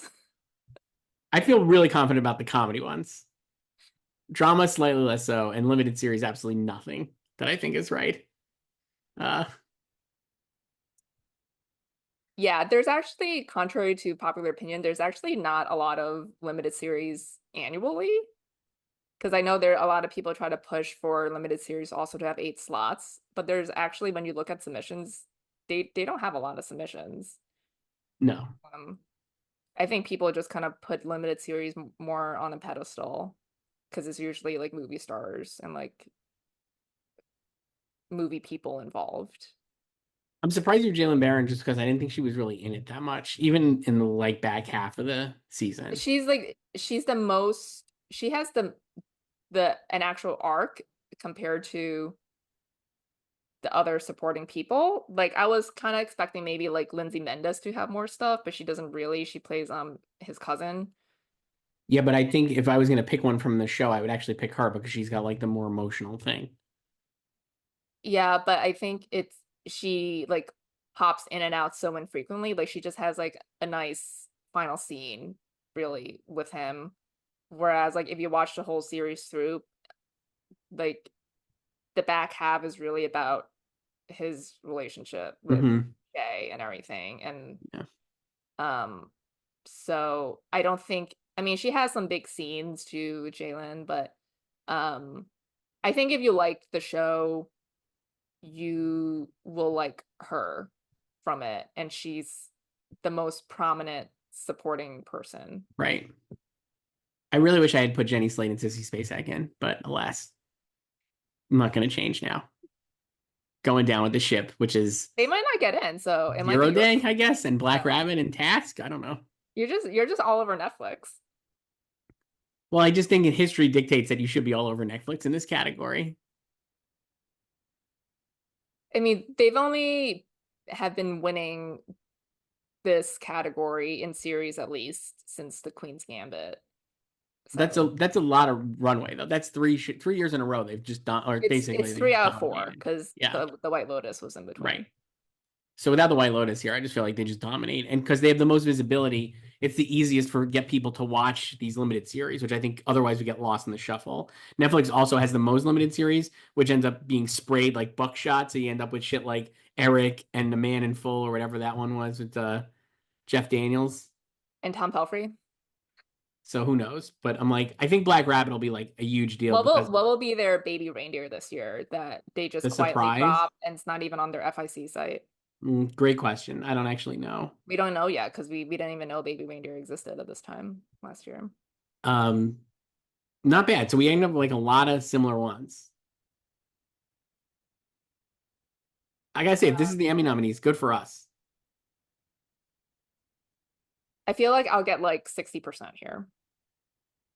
I And gotta be it's really. gonna be mostly from comedy. The one thing I will White say Lotus. is, if you're watching this and you're like, I'm an Emmy voter who now doesn't have to think at all, just please nominate Josh Rivera. I think he's really deserving. He was so good. I think he's so good, and I haven't seen anything else, so it's really the only thing This I've is the seen. only show we've seen. But he's great. It's like, again, like we were saying, like leader in the clubhouse. I think we were saying this last night. Like as a leader in the clubhouse, he's like got a great score in the final round. I What if feel he like wins the Globe? could happen. Why not? Uh, all right. Emails, Joyce. We have so many emails since last night. How many of them are about hacks? Like some are about hacks, some are about the ridiculous early Emmys. Okay. And how will be wrong? Here's Gabriel. I'm going to start there. Emails at slugfest@goldderby.com. We have so many. I'm just going to try to burn through these as much as possible. Gabriel emailed last night, if you recall, and then had to send a correction email because Yes. hacks had won. He didn't wait until the show was over. So this was sent way before the show. This was before the Emmys because it's about the 2025 Emmys. He sent his email in advance. Hi, Joyce and Chris. Maybe it's just fatigue, but next year's Emmy race is already looking a lot more exciting than this year's. Of course, they will still find a way to give all the awards to 3 shows, but for now, it's fun to speculate. I have many questions about the upcoming shows, their Emmy chances, so here we go. Who do you think will play the resort manager in season 3 of The White Lotus, and who do you think will die, or there'll be no casualties this time? In season 2 of Squid Game, do you think the final round will still be an actual Squid Game, or will they go with something else since we've already seen that? You've probably already talked about this, but do you think Bad Sisters can expand in acting nominations next year? The cast of the show is one of my favorites, and I really hope it receives the love and attention it deserves, although having 4 of the title sisters crammed into one category might make that tough. Do you think season 2 of Arcane can top the first season's 4 wins? Primal had great success in its first season, but was unable to reclaim animated program after skipping a year. I don't think Arcane will meet the same fate because I expect it to be a much bigger hit. And I hope the fact that this is the final season means the story will retain impeccable quality of the first and that voters will want to reward it.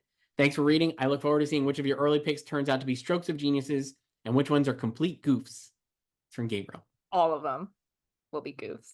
I have no idea who's playing the resort manager. Me either. I can't even begin to guess because when I was looking at the cast list, I mean, like here, Leslie Bibb, Carrie Coon, Nicholas DeVernay, Amas Federicicius, I just butchered that. Christian Friedel, Walton Goggins, Scott Glenn, Dom Hetrical, Sarah Catherine Hook, Jason Isaacs, Julian Kostov, Charlotte LeBon, Lalisa Manival, Michelle Monaghan, Sam Nivola, Morgana O'Reilly, Patravati Mejuham, Shalini Paris, Parker Posey, Natasha Rothwell, Patrick Schwarzenegger, Tame Chapthim Thong, and Amy Lou Wood. I mean, Christian Friedel would actually make sense to me as like the resort manager. I don't think it'll be any of like the recognizable name actors who are famous. Probably not. And if I had Maybe to it's guess who it Dom. was, Maybe it's Dom. it could be Dom. It's going to be somebody like that or Christian Friedel. I think who will die will be like one of the. So like, I don't know. They don't give away that until the end, so who knows? But I think it'll probably be like a famous person. I don't know. Like Parker Posey would make sense to me, What or if it's like Natasha? It's like it could be they brought Natasha. back Jen to kill her last Yeah, time. it could be Natasha. It's definitely gonna be like something like that. Um, Squid Game, no idea. I have no idea. I don't know. Bad Sisters, maybe expand. I don't know. We have Sharon Horgan in, but Well, she's neither in lead, and you put in Anne Marie Amber Duff is an Duff. eight. I did not. So Arcane, sure. I gotta say I'm not that familiar with it. Arcane. I thought season one was great. Let's get Ella Purnell voiceover nomination. So Uh, while Fallout season two has not been filmed yet. this one is from our old pal Mike, Game Master. No game. Wow. Sent it on Saturday before the Emmys. Hi, Joyce and Chris. It's me again, Mike. Thanks for responding to my last email last week about the discussion about The Perfect Couple. I've finally seen all 6 episodes and I had fun with it. The opening dance number has grown on me and it's now showing up a lot on my TikTok algorithm. The MVP for me is Donna Lynn Champlin, who plays the detective. I love She's her great. accent. I don't know if it is her natural accent, but I just love it. It's different from what she did on Crazy Ex-Girlfriend. Not surprisingly, it's a huge hit on Netflix. Just the trailer alone tells you it's Netflix core. Also, to clarify, unlike that IndieWire article, I have no problem with Nicole Kidman doing a lot of TV. My point in last week's email is to say that I'm amazed how she can do so many shows in a year. Her schedule must be crazy, as she is also doing films like Baby Girl. In over a month, we'll see her again on TV in Lioness season 2, but I'm pretty sure she'll only be in 1 or 2 scenes per episode, just like season 1. Anyway, by the time you're reading this, the Emmys are over, and a lot of people are likely annoyed that it's the same 3 shows that dominated. Bad news, past Mike. I have a lot of questions in mind, but I'll make it simple. Do you think the TV Academy will do some reform to address the repetitiveness? I don't think they'll do something significant, but I think they will discuss it at their next meeting because they'll likely hear the complaint from industry friends. What do you think? Also, if you're a TV Academy, what would you suggest to make the Emmys exciting again? If you ask me, I will make the tape system a requirement. That's all. Also, if you watch the Penguin screeners, please share a brief review since the embargo has been lifted. Have a great day. That's from Mike. Well, they usually have make like some tweaks to the rules every year. Like they do a postmortem. Like this past year, they installed the John Bernthal rule, right? Mm-hmm. You got to be in 5% if you're a guest star of your episode to be eligible for guests of the runtime. So I think there'll be something, maybe not like something that's like a big deal that we'll talk about a lot. I do feel like had the Bear One comedy series, there would be a lot more protest about moving that to drama. But I don't know if that would be the case now that Hacks won comedy series. I think Hacks winning comedy series gives so much cover to the Academy to not make a single change. Yeah, it's like, see, they did the right thing. So I don't think any change will happen. And the Bear could very well win again next year, though I think it's unlikely because the third season was not nearly as good as the second, and the second couldn't win. So, um, but yeah, I don't think they'll make any changes. The Penguin, Joyce, I watched the first episode, and I did not watch And other just that. episodes. So that's all I'll say. And the other thing is, I really love the Batman. Big fan of that movie. You know what? Krista Milioti, great. She's so good on the show. Truthfully, the biggest issue I had and why I didn't even move on past the first episode is like I was like, this should just be a Kristen Milioti show. No disrespect to Colin Farrell. Yeah. Also, last night, Colin Farrell, he arrived there just to present that category and left. Yeah. Yeah. This is from Evan, Joyce. First time emailer. Love new emailers. Emails at slugfest@goldderby.com. If you're a first time emailer, I'll just give you a high five virtually. Go high five. Hi, Joyce and Chris. It's Evan here, first time emailer, long time listener. The Emmys tonight were incredible. Hacks winning was a pleasant surprise. It's unfortunate that Hannah Einbinder wasn't able to win for her best season on Hacks. Liza winning was such a shocker to me, and I was heavily disappointed. I knew immediately that she won for being a veteran actor and for her episode in season 3, Napkins, which she wasn't even up for. I think The Bear is a good show, but I was happy to see it dethroned tonight. Hacks is an actual comedy, and I think the message was sent loud and clear. Fuck off, chefs. I definitely think that next year only murders can win series. I don't think The Bear is winning tonight after tonight, especially with how good season 4 is for Only Murders and how well received it has been. I also wonder what would have happened if Shogun went into limited series instead of drama. That battle would have been nuts. What would have won drama series? Let me know your thoughts. Much love and thanks for being great commentators for an awards not like me. Sincerely, Evan. Oh, wow. Thanks, Evan. Thanks, Evan. Yeah, I could see The Bear never winning series again. Like it could win like other awards, but it could be just a one and done in series. How many more seasons does The Bear have left? I have no idea. So we know they have stuff shot for a season 4. I think they're going to do a final season that's supersized and maybe like part A and B. I have no inside info. 2 cycles. I think that's what they'll do. I think it's going to be like the 4th season is actually a supersized 4th season with like 17 episodes or something, or 18 episodes. And it's like half and half. They do like 9 and 9 and it's done. I can't imagine it going much longer, not for any reason other than the cast is too popular. They're booked and busy. And I also think that Christopher Storer wants to make a movie. I would have to imagine he wants to make movies. I guess just based on like season 3, it just felt like to me it was just so much stalling to get nowhere. Like they planted these seeds and there was basically no movement by the time the season was over, and then the to be continued didn't feel earned because it's like you're like you didn't resolve anything, or you didn't resolve and then introduce anything new after resolving it. And so I don't, so like I wonder like just how much he actually has planned. Like is he like, does he not know where he wants this to go? Which is fine if you don't know what you want to do with like 2 seasons from now, you know. But I think like if you're gonna make a season of TV, you should have something in mind for like the beginning, middle, and end. I really like 3rd season, and I would say the way it ends felt like a penultimate season, and they will come back and wrap it up because I think all the seeds that he planted are like end game stuff rather than like continuing for multiple seasons things. Like, and so I would not be surprised if the 4th season ends up being the last. And I wonder if the reason for the delay is like nuancing how to make it 2 seasons instead of 1. Like how can we maximize the amount of Bear for FX and the people involved in making it while also acknowledging that it's going to end with the next run of episodes. So like, I mean, the other reason why I feel like it's like unclear where he wants to take this. It's like, I mean, Evan did that interview a couple months ago where he was like, I think we shot like 18, but I don't know what's happening to them. And then it's like, I don't know what they're gonna do. And like they just released these 10. So it's like the actors aren't even aware of like what they shot and what was gonna, you know. So there's like theoretically like 8 episodes in the can already for a 4th season.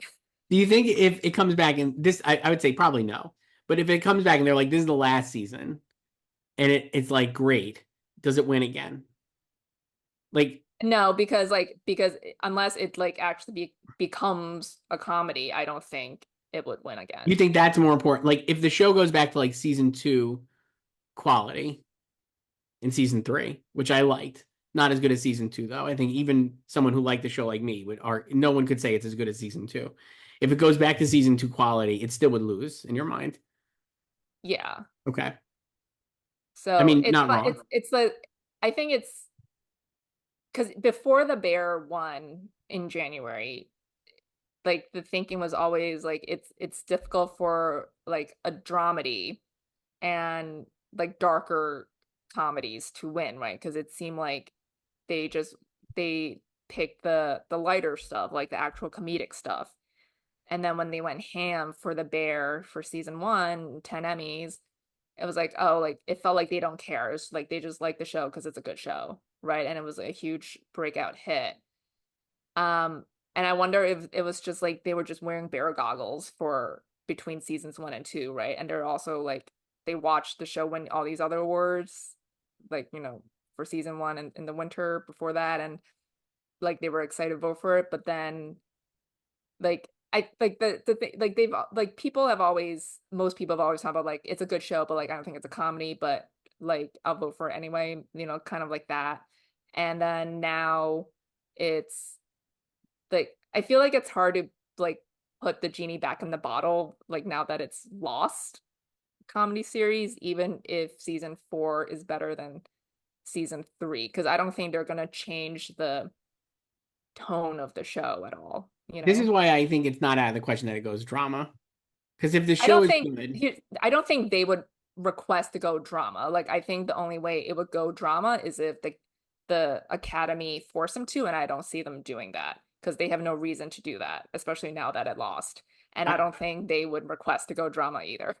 I could see it happening only because I'm like, if the show is good, like if the show is back to being great or wraps up in a set, like we said, like season three is always going to be a tough sell, even if you liked it, because it's not there's no resolution to literally anything in the show, and so you really can't judge season three and the stuff that's set up in season three until you see how it resolves, because maybe it resolves greatly and you're like, oh my god, that was so great, and it wouldn't have worked if I didn't have the season three episodes to like build into that.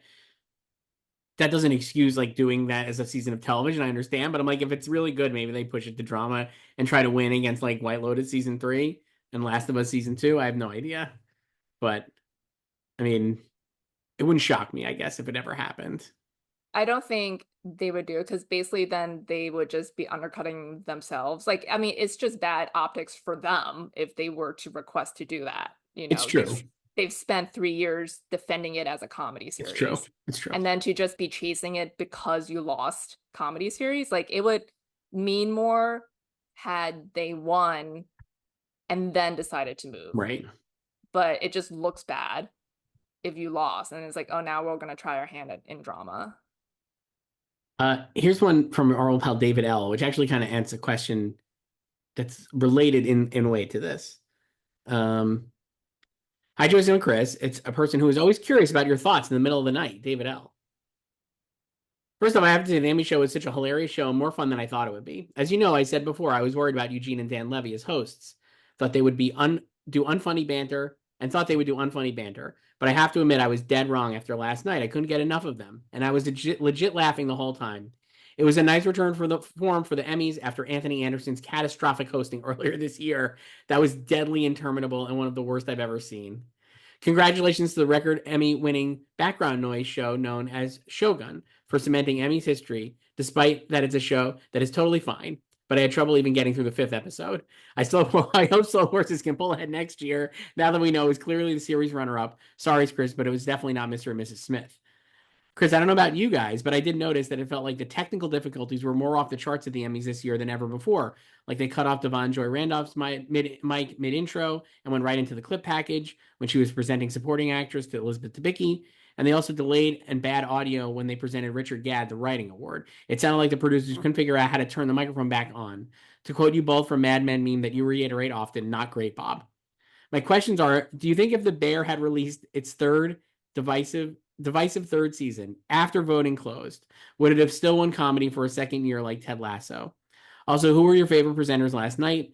As someone who is a huge Reba stan, I got a huge kick out of seeing Reba McEntire and Melissa Peterman, and thought their comic timing was genius when they were closing their eyes when there were only two nominees when presenting to John Oliver. And I love seeing Richie Cunningham and the Fonz from Happy Days together on stage with Henry Winkler hitting the jukebox. I can't wait to hear you guys talk about Oscar season on Wednesday. Do we really have to talk about Mike Flanagan's Life of Chuck as a real Oscar contender since it won TIFF? Oy vey. That's from David L. They did have a lot of mic issues last night. They were very delayed in raising the mic back up. That was the problem. I think that was a big issue. So a good question there. If the Bear had waited, not done the Bear thing, which is released while voting is happening, if they just fully waited, does it actually win Best Comedy Series? I'm gonna say no, because I think like that backlash has always existed. And I think even if season 3 hadn't dropped in June, I think that would still be discussed and brought up by people, especially with season 3 of Hacks being the best season they've ever done. And it's actually funny. So I think we would still have the same discourse about whether or not it's a comedy. It wouldn't be as amplified as it was in reality because we did have a mixed season 3 of The Bear. But I feel like I think The Bear was already vulnerable because it had to take those hits and accusations that it's not a comedy. So I think it's already kind of showing some cracks. And then when you have a strong alternative like Hacks with a lot of passion behind it, I think it would have beaten it. I think that's true. I think it lost this Emmy when it won for season 1 in January. Yeah, I think it was like because like remember it didn't have to compete against Hacks in January either. Like its biggest No, competition was Ted Lasso, which also had a mixed third season. but I also think the response was like people already annoyed that it was a comedy then when it won, Yeah, even though there was it's obviously always great like people have enthusiasm. always been annoyed with it since it premiered 2 I years. do think if it had not premiered, I don't know if Liza would have won. I don't know that Hannah would have won. Yeah, and now I'm just like because Hannah lost, I don't know if Hannah would have I actually think won. Meryl would have actually won, Yeah, it might have been Meryl. but I don't think Liza would have won. I think Liza really actually won because of season 3. Yeah. So I don't know if she would have won I if it think she came was out that helped way. by napkins and just her being a veteran. But I think if it was her without napkins versus Meryl versus Hannah, I think maybe Meryl wins. Yeah. This is from our old pal KM. A dissenting take, Joyce. Oh wait, who are your favorite presenters?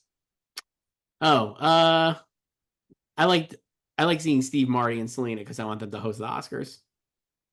They're always so good. Oh my Yeah. God, they would be so good at the Oscars host. I know you don't care about this shit, but I'm like, they'd be so funny. Please let them host. They're so funny. No, I don't want them to host an actual award show because I do like seeing them in bursts like this. I It want makes them. me appreciate them more. I did we talked about this last night. I did like the SNL one. I thought that was well done and all their timing was good. They would Even never though let like them host the Oscars, but like Gowen Yang and like Kristen Wiig and Maya Rudolph would be funny. yeah, I mean like what they did wasn't like revelatory or anything, but I thought it was just done very well. I also we didn't mention this last night at all, but I did love Diego Luna and Gael Garcia Bernal speaking in Spanish completely. Great. That was That was great. great. So All right, here's KM. Hi, Joyce and Chris. Hacks one comedy series, and to be frank, I'm disappointed. Season 2 of The Bear is near the top of my list of the best TV seasons, and I know many Emmy voters agree with me. I can't believe the quote "It's not a comedy" campaign was actually successful. That's from KM. I mean, not wrong. That is one of the great grassroots, uh, you know, smear campaigns we've seen in a long time. I don't even think it's like an actual campaign.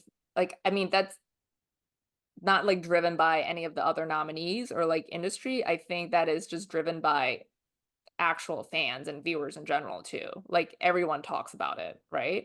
Mm-hmm. So I don't think it's like manufactured by like the Hacks team or like the Abbott team or like the Only Murders team or like a rival studio, you know? Yeah. It's just something everyone has talked about. And like season 2 of The Bear, great season. And then it's just like your mileage may vary of whether you consider that a comedy Mm-hmm. series. or not. So, and what you value in a comedy series when you're voting for a comedy series. This one's from our old pal Harold the Mod. Aiden. He emailed us at slugfest@goldderby.com. Hi, Joyce and Chris. Those Emmys were really something. I want to start by giving a moment of silence to the sympathizer. I know I've mentioned it here a lot. I know I've mentioned it a lot here, but that was probably it for it. I genuinely didn't believe Hacks actually won when it happened, even though I did get my one up on the odds with predicting Liza Cologne's Zayas. You, Lori, not being there to present for TV doctors actually killed me, but I know he would never actually do something like that. Chris, I have to say, I don't understand your disdain for Baby Reindeer. It was probably my favorite show nominated tonight, and I'm overjoyed that Richard Gadd still won actor. This alien win is cool, though. I would never take that away. That's enough of the Emmys. Life of Chuck just won the TIFF People's Choice Award, which is absolutely insane, and I'm more open to putting it in for my Oscar predictions. My Amelia Perez thoughts are just aging worse and worse with being first runner-up at TIFF, and I'm honestly starting to buy the Best Picture win case for Honora. I guess I need to put a question in here. So, do you guys think not placing here hurts Saturday night? And do you guys have Life of Chuck getting any nominations? I personally put it in 8th for Best Picture, and I actually have it winning adapted screenplay right now. That's from Harold and Maude. Wow. I mean, needs to find a home first. So Life of Chuck is not coming out right now as of this recording. There's no distributor for it. So we'll Yeah, see. as of early Monday afternoon. I think if it comes out this year and has a distributor, I think it could probably get him for adapted screenplay. I Yeah. actually don't know I would put it in for Best Picture, but it wouldn't surprise me now. Yeah, I think like the 10 in Best Picture is very shaky. I think you could go to 6, and then after that, it's Yes, Wild West. it's not like last year with our locked 10. No, this year there's a lot of We're no, not gonna have a PGA Oscar 10. no. Amelia Perez, I'd have winning Best Picture myself. I think it just feels like a really strong option. Though I have to say, the way Nora has continually shown itself as being like a beloved movie in all these different places. It won a Cannes. It's third runner up at TIFF. Well, a lot of people were just pointing out the parallels to Parasite yesterday. I really think it definitely is in play for director and actress and screenplay, and I think it could win picture. I think of the movies that I've seen, which is not all of them, I think it's the one that you're like the most enthusiasm for. That said, I think Amelia Perez would win like SAG, and so like that maybe like gives it a boost, beyond what's going on. I also my reason I'm not totally sold on Life of Chuck is historically, and this is not just me. I've talked to people. Just in general, the whispering is if you're not going to have your world premiere at TIFF, the chance of you winning the TIFF Audience Award is not as high. They love a world premiere. And so while it's not, they're not putting their finger on the scale. I'm sure it's all like legitimate. It's I don't know when the last time it's even happened. It's really got to be a world premiere to win, and you'll see non-world premiere. So like Amelia Perez might have won TIFF if it had been a world premiere at TIFF. I guess I would say, or Nora could have won TIFF if it had been a world premiere at TIFF. So that's why Life of Chuck is really optioning against like the Wild Robot and whatever else premiered at TIFF. There weren't a lot of like world premieres there, I guess. Um, no, because Saturday night wasn't one either. And Saturday So night doesn't hurt, but I said this to you, I think either offline or in one of these, and we'll talk more about the Oscars later this week. But I just have I really liked it. I think it's got a real strong shot at like screenplay nomination and SAG Ensemble, and it's a great movie that I highly enjoyed and will watch again. But I have little to zero faith that anyone outside of America cares about Saturday Night Live.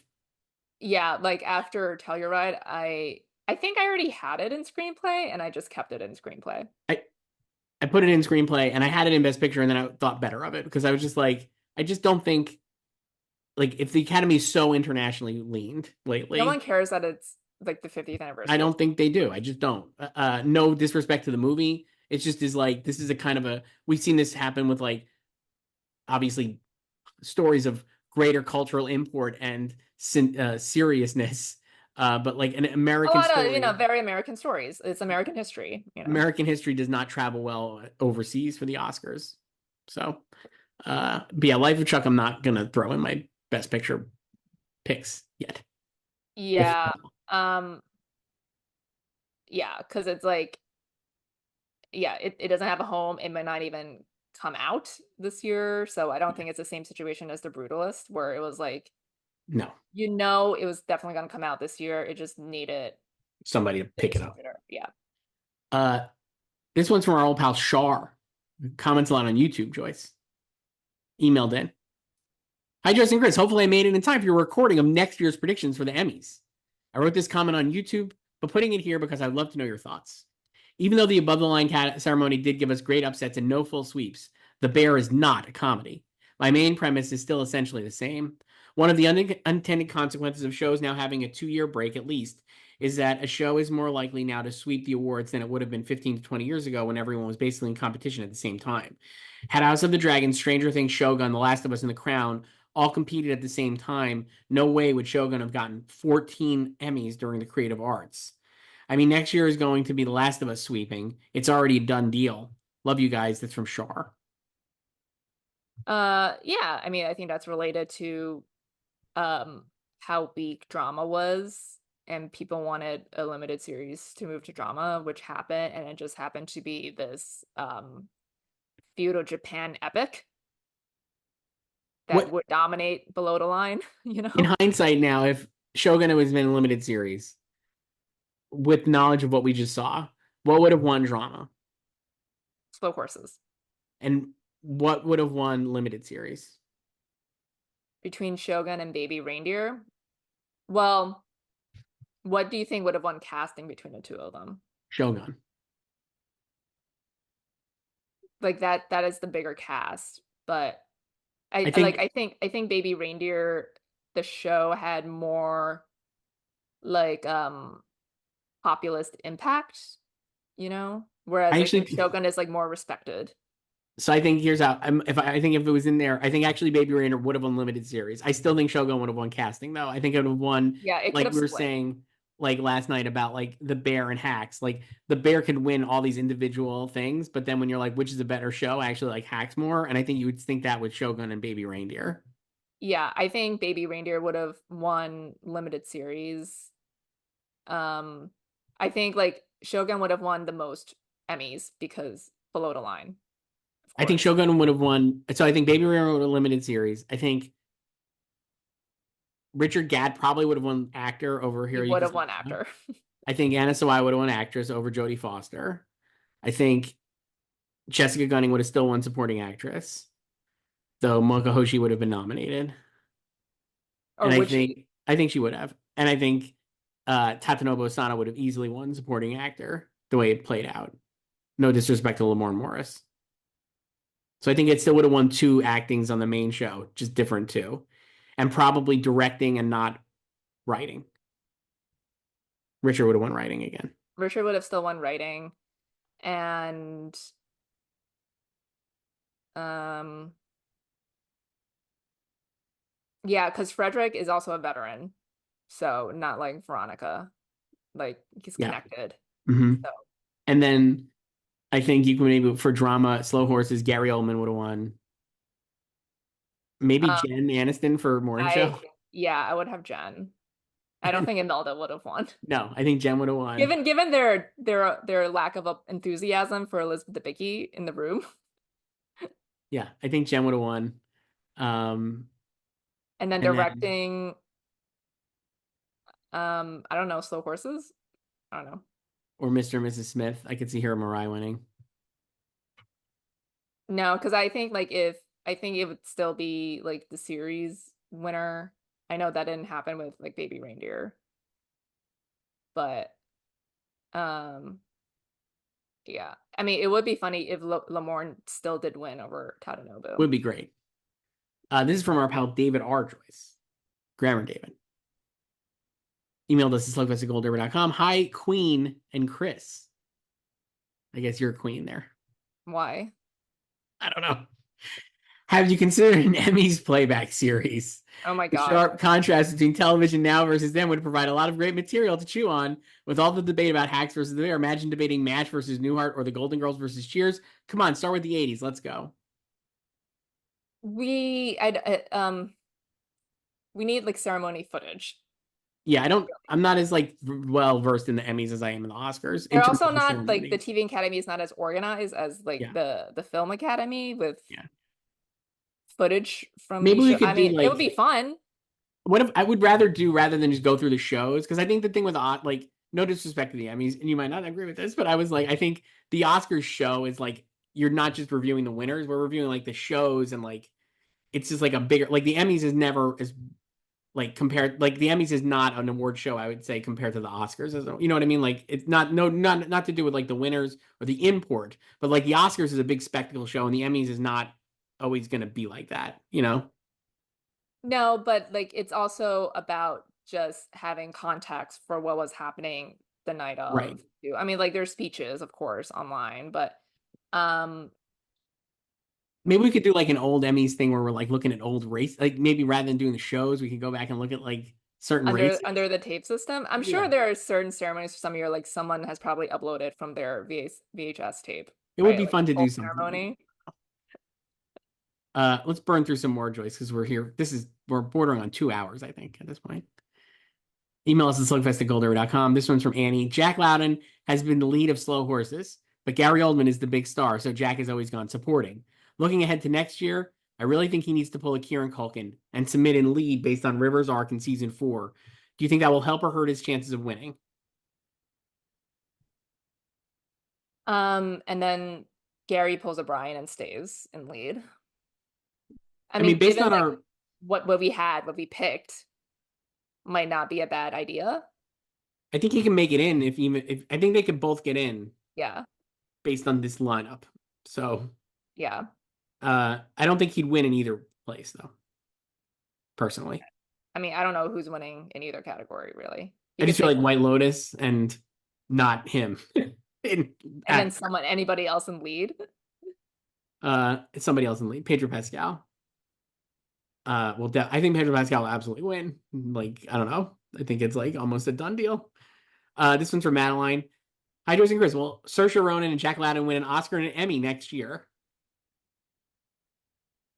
And then be jointly halfway to EGOT. Uh, Not bullish on the Saoirse win for For which Outrun film? Either film. for either one. We'll talk more about this Wednesday. Outrun is fine, and she's very good. She's very good. I feel like she would be a lone nominee for Yes. the film, which is not obviously not impossible for her to win, but I think the category is kind of filling up, even if it kind of looks weakish on I was gonna paper. like I actually was like for her to win as a lone nominee would have to be a really weak year, like when Julianne Moore won for Still Alice, and I'm like, this is way too strong of a year for that. Um, yeah, I think there's like a lot of contenders and like maybe there's not someone who's like an outright front runner like we've had the past 2 years, right? Where it was kind of obvious it's like a two-woman race. Or like until, Lily Gladstone went lead. Who's gonna go lead this year? Is it just Tilda Swinton? But I like someone you think is gonna be in support and go lead. So the only two people I think left who would have a strong case from what I've seen. I mean, Zoe Saldana is the lead of Amelia Perez. Like she's absolutely like the lead. Not that Carla Sofia Gascon is also not a lead, but I mean they're like She's the titular role. co-leads at the very least. And Danielle Deadweiler is absolutely the lead of the piano lesson. She's like the lead character. And so she would make the most sense. She'd actually make more sense than Amelia, than Zoe for Amelia Perez. Because like Danielle Deadweiler, like the thing on Kills the Flower Moon last year was like Lily Gladstone is the lead is the only like major act. You know, she's like the main actress in the movie. Yeah. She's like a co-lead then, even if she's a supporting character. She felt like she was a lead. And Danielle Deadweiler, I think, has a much even stronger case to be made that she is the lead. She's like the only other significant. She's the only significant female character in the movie, and is like got scenes It's always like, the whole it's a time. borderline role. It It's so it's like, yeah. like Like I don't even think it's borderline. You think it's borderline? You didn't see it yet, or but no, but it's just like knowing like about the play and then just like its Tony history and but Um, I guess it's kind of like, it's like her decision too, like what they want, and like also obviously in discussion with Netflix too, which has a lot of lead contenders. Now, Um, if but she it's went like, lead, I mean, like if she went lead, like that is, I think it will also be tough for her, but definitely tough for Saoirse. I've Saoirse out. I think if Danielle Denweiler went lead, I would seriously consider putting her in. Though I think it would be right now. I think she's like top two in supporting actress, and I think Yeah, she'd be like I think four or it'd five. be harder in lead, especially when it feels like Piano Lesson might not get many other nominations. Yeah, it's going to be very liked and not loved. Yeah, it's like it feels like it could be like Viola Davis and Fences for her, when like that she could have gone lead for that and then she went supporting, Yeah, and we'll see. she won the Tony in lead. If somebody's going to switch though, besides Tilda, I think it would be her. Just Um, based on the role and but yeah, stuff. I don't think Saoirse right now is winning. No, sorry. So I don't know. This one's from Amelia. Hi, Joyce and Chris. Paul W. Downs finally broke into the supporting race this year. With what appears to be a possible backlash for The Bear happening, what do you think his chances are to actually take home the Emmy next year, provided he has another stellar season? That's from Amelia. We kind of talked about this last night. Let's fucking go. Absolutely deserves to win. Do you think they'll make the Fatty Arbuckle movie in season 4? He's a producer. So I talked to Christopher Lloyd. Did not win. No. Should have won. No disrespect Now to Chris. his perfect record is broken. And I asked him about that because I was like, they're gonna make that movie. I was like, you're gonna be back, and he was like, not super, seemingly. He said he would come back. He might have been good poker face, but it didn't Well, sound like he it was could coming also back. be because like they were still writing the season, so like True. he doesn't know. They're True. gonna start shooting in 4 days now, season I 4. read something online. I don't know if it was true because I read it online that this fourth season picks up about 20 minutes after the end of the third season. I think they said that uh backstage. So if that's the case, then I don't think the Fatty Arbuckle movie will be a huge part of it. But I think he'll But be they could be in preparing for it. pre-production. Yeah, I think he'll be preparing for it. He should absolutely win. Email slugfest at goldderby.com. This one's from Elijah. Hi, Joyce and Chris. John Landgraf must be so happy right now after all the Emmys FX took home, even if none of them went to Reservation Dogs. But do you think the Bears' loss to Hacks will have him change anything about the show moving forward? FX is notoriously artist friendly, giving creators immense creative freedom. This has backfired on them in the past, and while this hands off approach has worked for the Bear up until now, I do wonder if the leash given to Christopher Storer might be a bit shorter.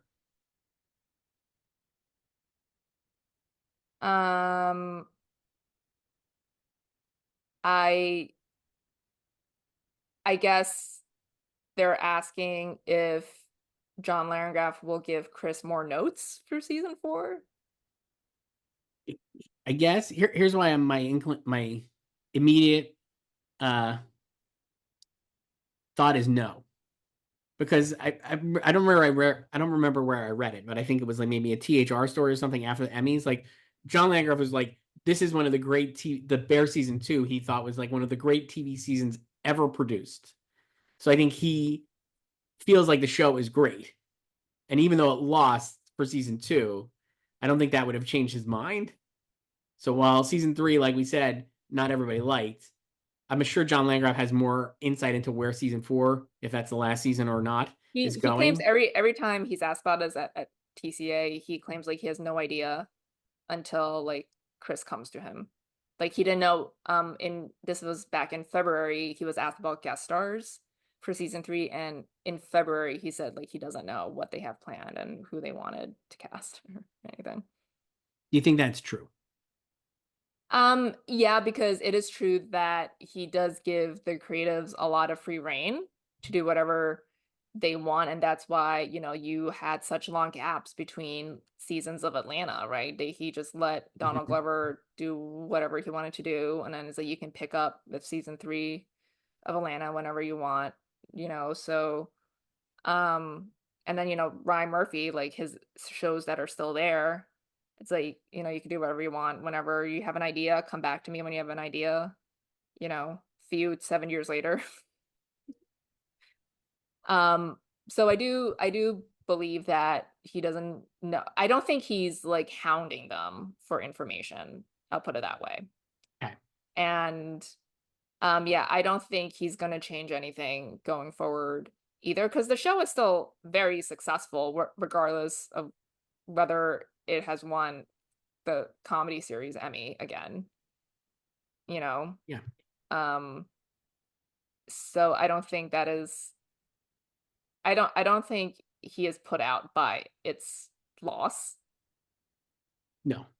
So yeah, I don't think anything's gonna change for it. I mean, he's probably more than anything celebrating the Shogun wins. We got two left. This epic episode. This one's from Jeremy. Hi, Joyce and Chris. I'm really looking forward to American Sports Story, also known as Ass. Is this more People versus OJ, or is it more impeachment in terms of quality and awards potential? Follow up, what sports story would you like to see happen in season 2? Joyce, we just talked about this. Yeah, it's definitely more OJ than impeachment. And great potential for awards. I guess it's more like Versace, I guess. Yeah. That's the middle. So what would you want to see in season 2? I don't know if there's so many options of sports scandals. I don't think we need to do another murder. No. I feel like doping is too easy. Yeah. I don't know if we should do another football, since this is football.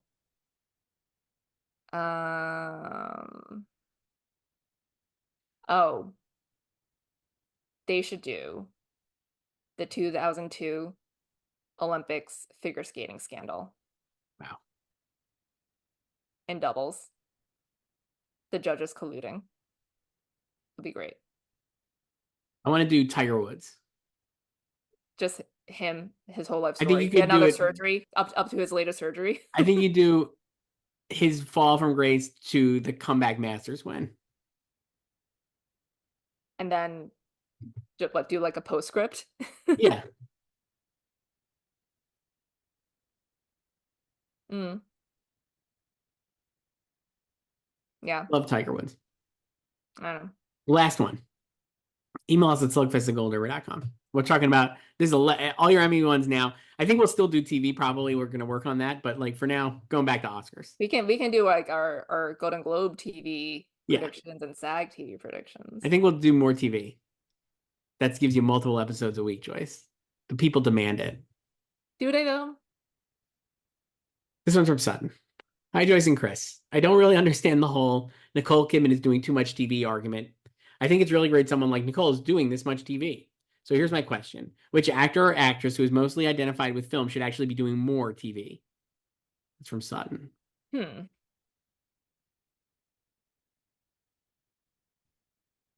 I mean, she did TV before it was cool for movie stars to do TV, or at least like before it was like in vogue for everyone becoming. But Kate Winslet, great on TV.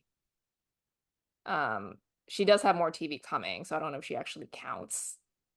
I thought of someone. Who? Anne Hathaway. From We Crashed. She's so great on We Crashed.